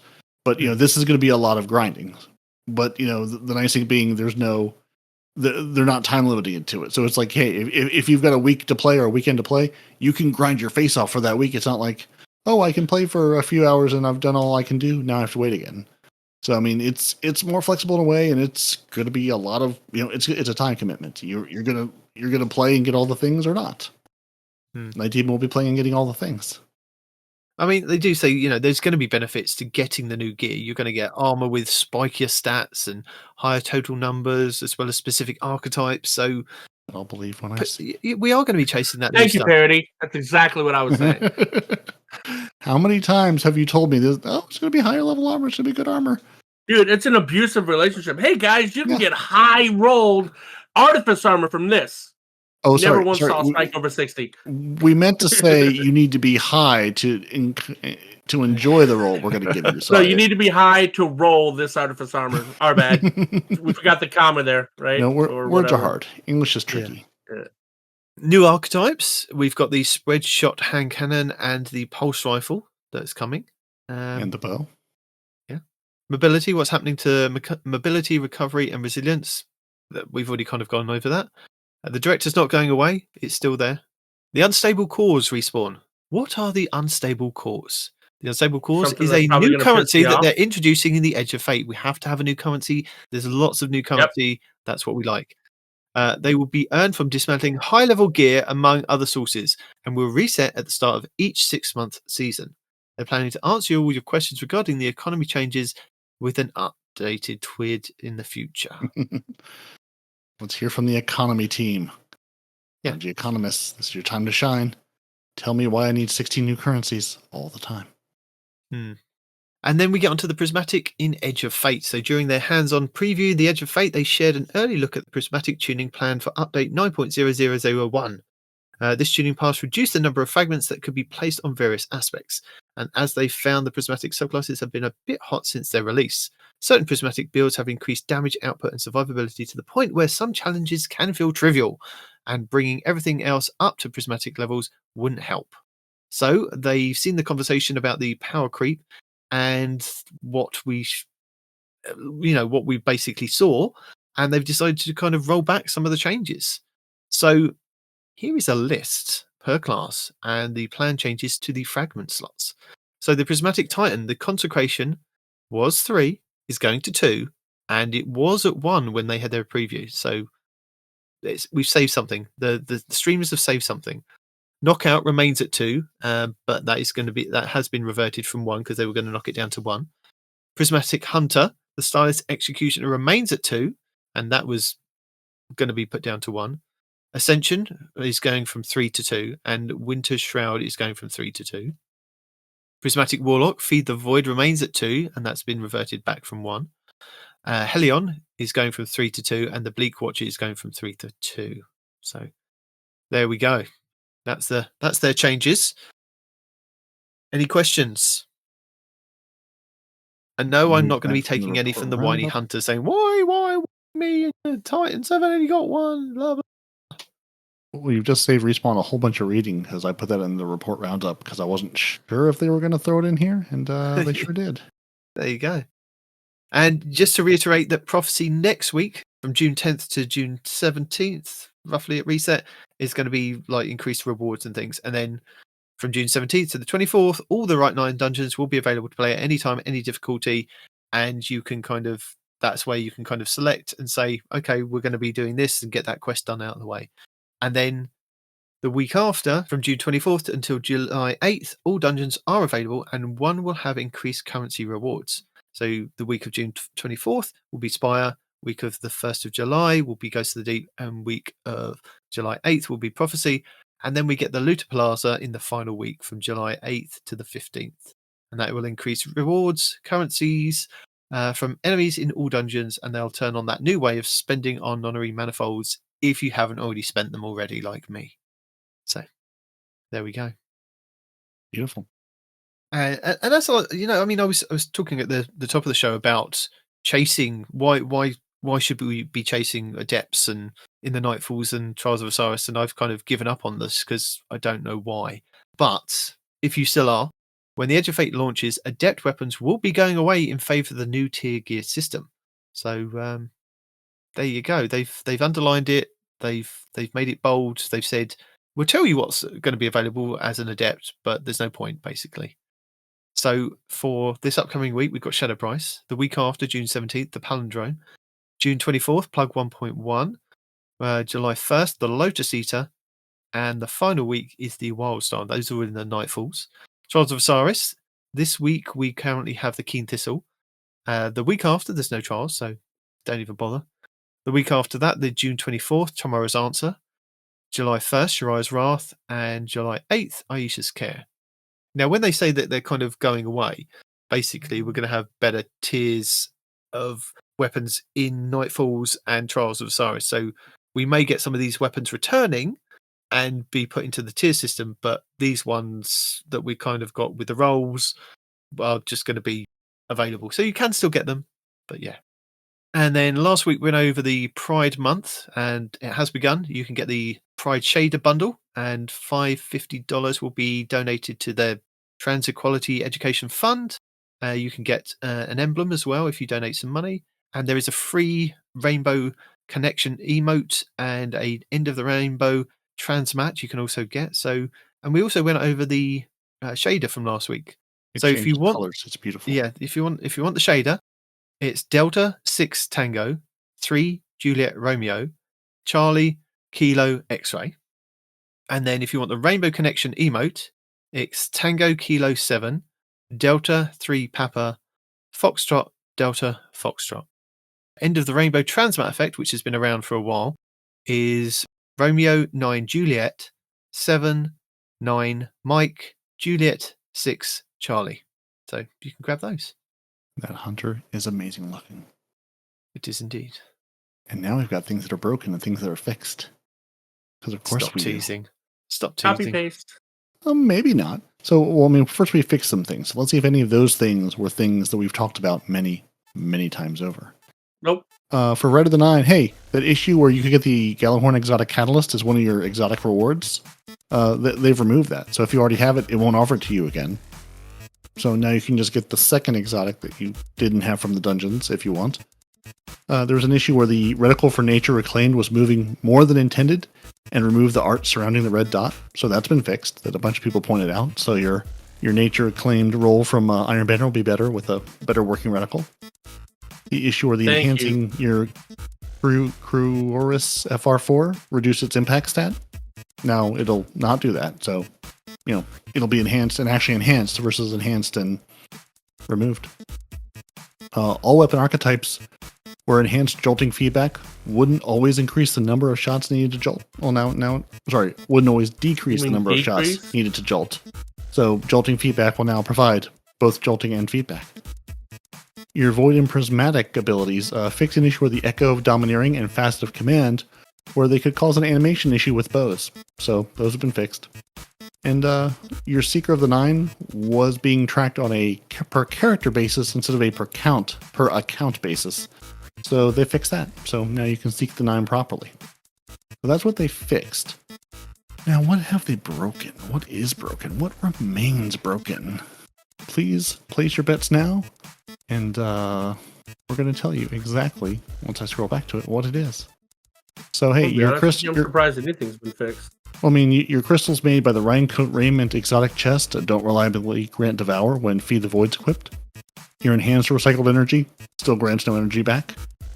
Your champ title still not gilded. It's lost its status. When speaking to a vendor, you can still hear the overlapping voices. Drowning Labyrinth quest, just don't do it. It's all broken. Just don't do it. It's all broken. Derealized mission, Taking Relic, still can drop to the floor. Breaker bosses in Sunder Doctrine, still not actually doing crit damage. Your Tomb of Want primer quest, still sometimes doesn't work on step 3 or 4. Your Memento shaders still work on armor, still can equip them there. No plans to do so. And your both your spirit and show on armor, not work on armor, right? You said work. I'm sure you meant show, right? Well, no, they are. They still work on armor. No, your Memento shaders can be previewed in the armor management screen. This is not intended. Mementos are not being considered for use on armor. So you can preview them on the armor, but no, they're not giving you mementos for armor. And your Sequence and Spirit of Filaments can't grant Devour while the Facet Protection is equipped. Still. Doesn't want to. Not interested in feeling like it, so... And that's it. We have movie, we have art, we have the end of the TWAB, we have a kitty cat. Yeah. We have a Thor kitty cat. I don't think there was much in the way. I watched a couple of those, Q&As with the devs things. I don't think there was anything. It was a lot of like, yeah, we're not really considering that. We're not really considering that. Asking about adding new things into Transcendence, mixing and matching, what elements you can apply or build into. Prismatic, more aspects, fragments. Hey, the new dark subclass, the red subclass.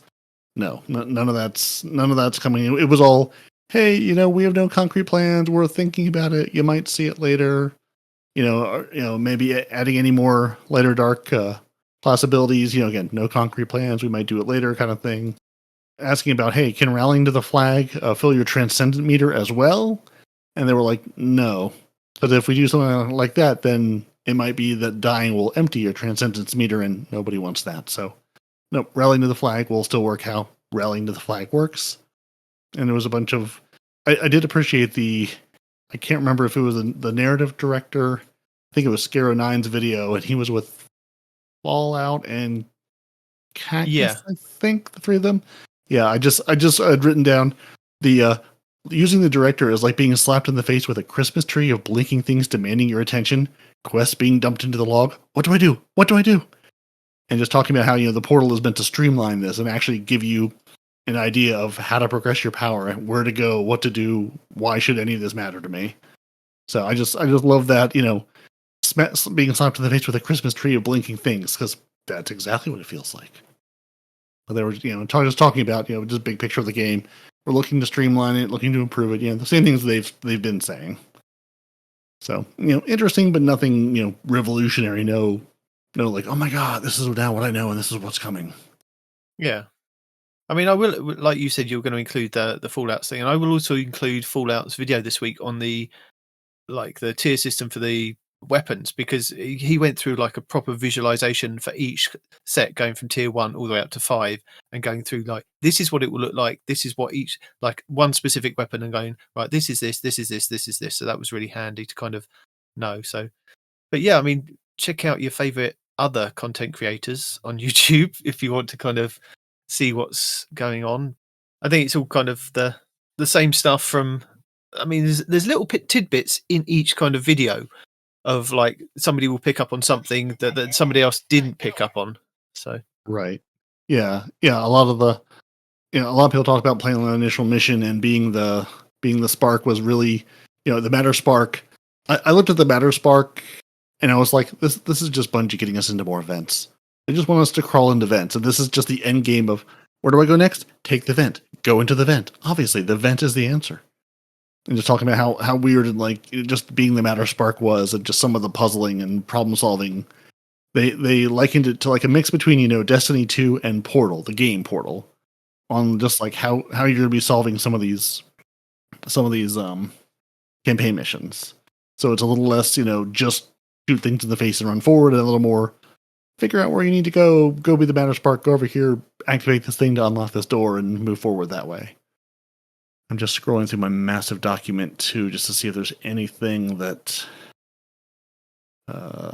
jumped out. You know, a lot of people just, you know, wondering how PvP is going to pan out with all these changes, and it's just like there's too many things to have a good sense of what kind of damage it's going to do where, and who's going to be doing what, and what the good stuff is going to be. Yeah. You know, just talking about the new seasonal hub menus too, where like if you played any of the heavy metal or looked at the heavy metal menu, just sort of talking about that, where like they'll have these sort of standalone events. So in addition to, you know, the portal itself to navigate things, the seasonal hub will have like, you know, your rank track, your daily and weekly challenges, you know, relevant to that activity, a title if there is one. You know, they said Arms Week will use that sort of same seasonal hub UI to interact with it. You know, there will be 20 ranks for these activities. It'll be, you know, the short term, like the heavy metal was up for what, 10 days or 2 weeks. You know, there'll be 20 ranks you can acquire through that, and possibly a title involved with those. You know, Fortnitification of Destiny. Yeah, it's trying to remember what we've already kind of talked about, because it's been a very long show this week. Yeah, they did finally. I think it was Dado pointed out, hey, they're actually in the game going to build out the little side menu that explains things. You know, it's not super in depth, but just like what weapon elements are, how weapon tiers work, you know, the armor sets, the armor tiering, what infusion is. Just, you know, giving you, you know, this, you know, it's not going to be like, you know, a huge long in-depth thing, but again, building something into the game that explains how the game works. So if you're sitting down in front of it, free to play for the first time, you have some clue what all these pictures mean and what all of them do, which again, just a step in the right direction of you can't just rely on YouTubers and the third-party community to explain to people how your game works. You need to be able to sit down with the game to play the game and enjoy the game. Everything else I have you've touched on, and yeah, it's basically, you know, pick your favorite content creator and watch their set of videos. They're all, you know, everybody got more or less the same experience, but just, you know, focus on slightly different pieces of it. So find your favorite person, focus on your same things. And we have a Respawn report roundup, which is some things we've talked about, but some things we have not, because you never know what they're going to put in the TWAB. Right?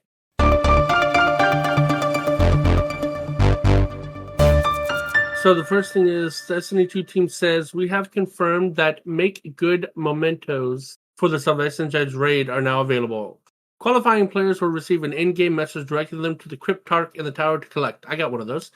We understand this took some time to fix, and we appreciate your patience. I got only one of those, by the way. Well, you only did one. That's it. That's what you get. That's all you were going to get. Ah! That's how they made it. I did it way more than once. Okay. Well, but anyway. It counted, do it better. Gotta do a tier 5. Uh-huh. I've unlocked 4 of those weapon patterns. I've done it a lot. Okay. Let's see. Destiny 2 team says, we have auto-completed the Quarter Blades Augmentation Seasonal Challenge due to progress not registering when meeting the requirements. Good. The Edge of Fate begins next month. As a fun note, we will be offering a package of Bright Discs within the Eververse each week through the launch. We hope you enjoy the small gift alongside the next few weeks of the Rite of the Nine. Good luck with your holofoil hunts. We are also investigating reports that progress towards the Seeker of the Nine Triumph has been reset. Nice. Update, we've determined the root cause of progress resetting for the Seeker of the Nine Triumph, and we are working on a fix. More information will be provided on Tuesday's TWAB. Okay. Adept Weapon Rotation Calendar. I think you already went into that.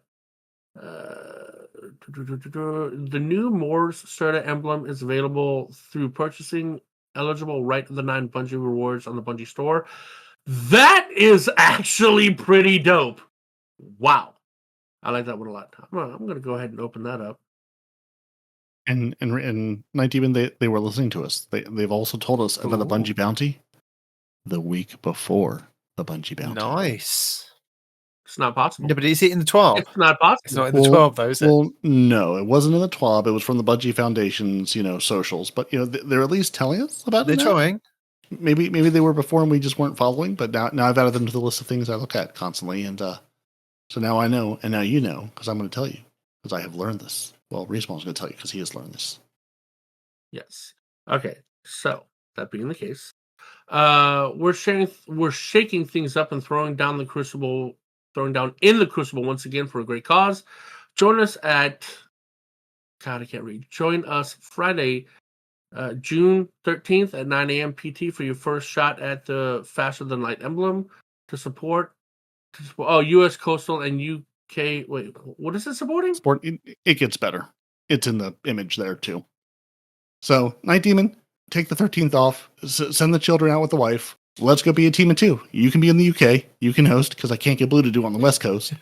So, I'm gonna need you to help me out and see if we can bungee bounce. We won't. We'll probably lose, but hey, maybe there's a chance. Night Demon's pretty good. As long as you can stand there and be his human shield, you might be able to let him do some kills. Exactly. I can look good doing it. And by doing it, I mean dying over and over again. And then this one, and the last one is specifically for Night Demon. Night Demon Fallout has reached out to you directly. And by directly, I mean all the people. But you mostly. Fallout's looking for... Oh. Okay. Fallout's looking for the worst faults in Destiny 2. Yes, even worse than mine. Join his Discord if you want to participate. Hey, y'all. Last at everyone. Okay. Hey, y'all. Last at everyone ping today before people start deleting a bunch of stuff out. Hold on. This is really small for my old eyes. Give me a second to enlarge this.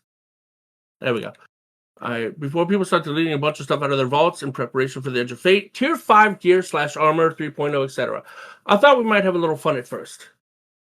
I'm looking for the worst Destiny 2 vaults out there. Yes, even worse than my own. Obviously, I plan on turning this into a YouTube video.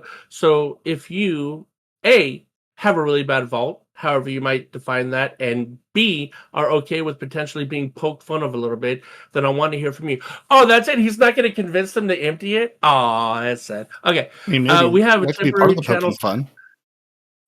I mean, he could make it like a thing. Like, hey, those of you that are willing to delete, I don't know, the most out of your vault or whatever, then you can be entered in a chance to win, I don't know, an emblem or silver or something. That would have been cool. You win the but anyway. Ooh, that got even bigger.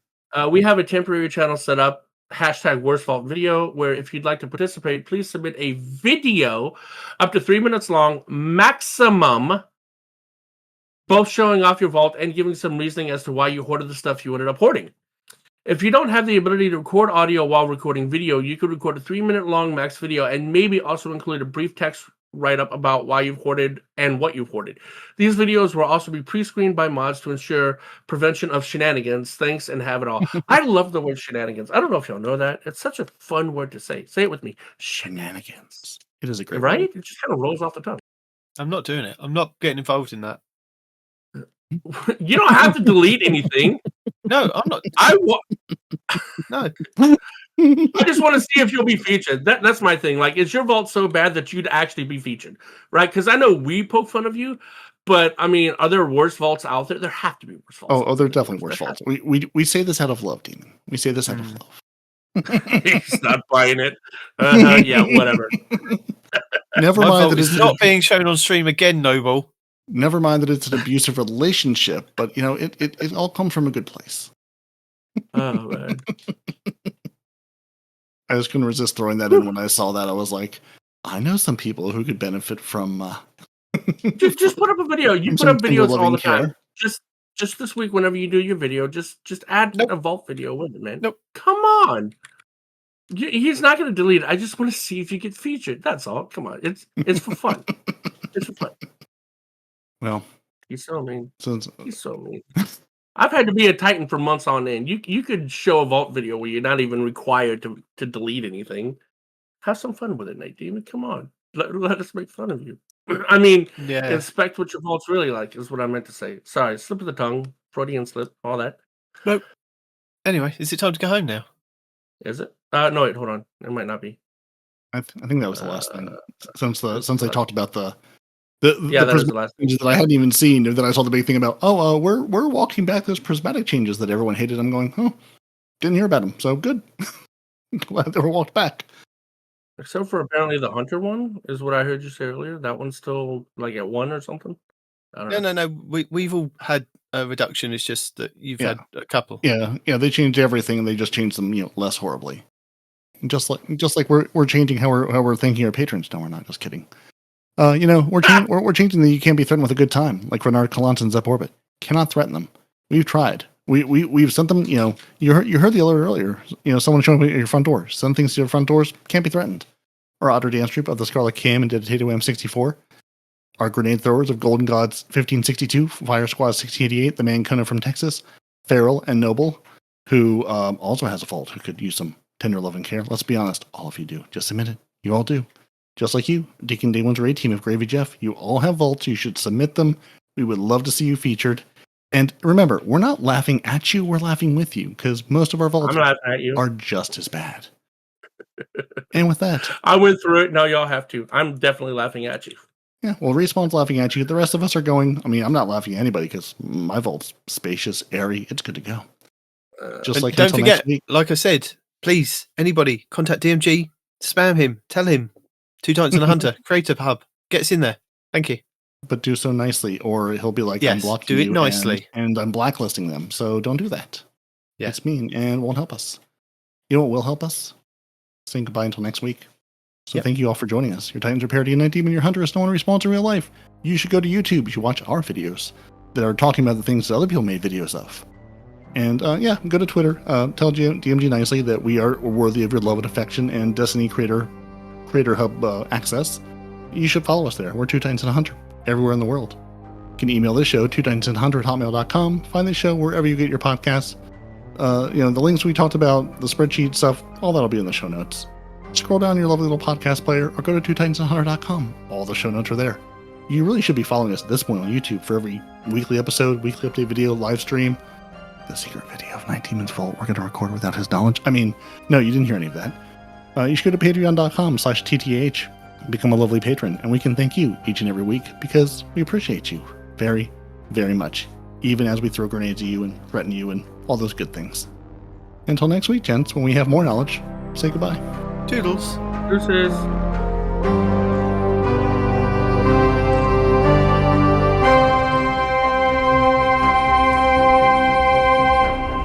Two Titans and a Hunter, a Destiny 2 podcast.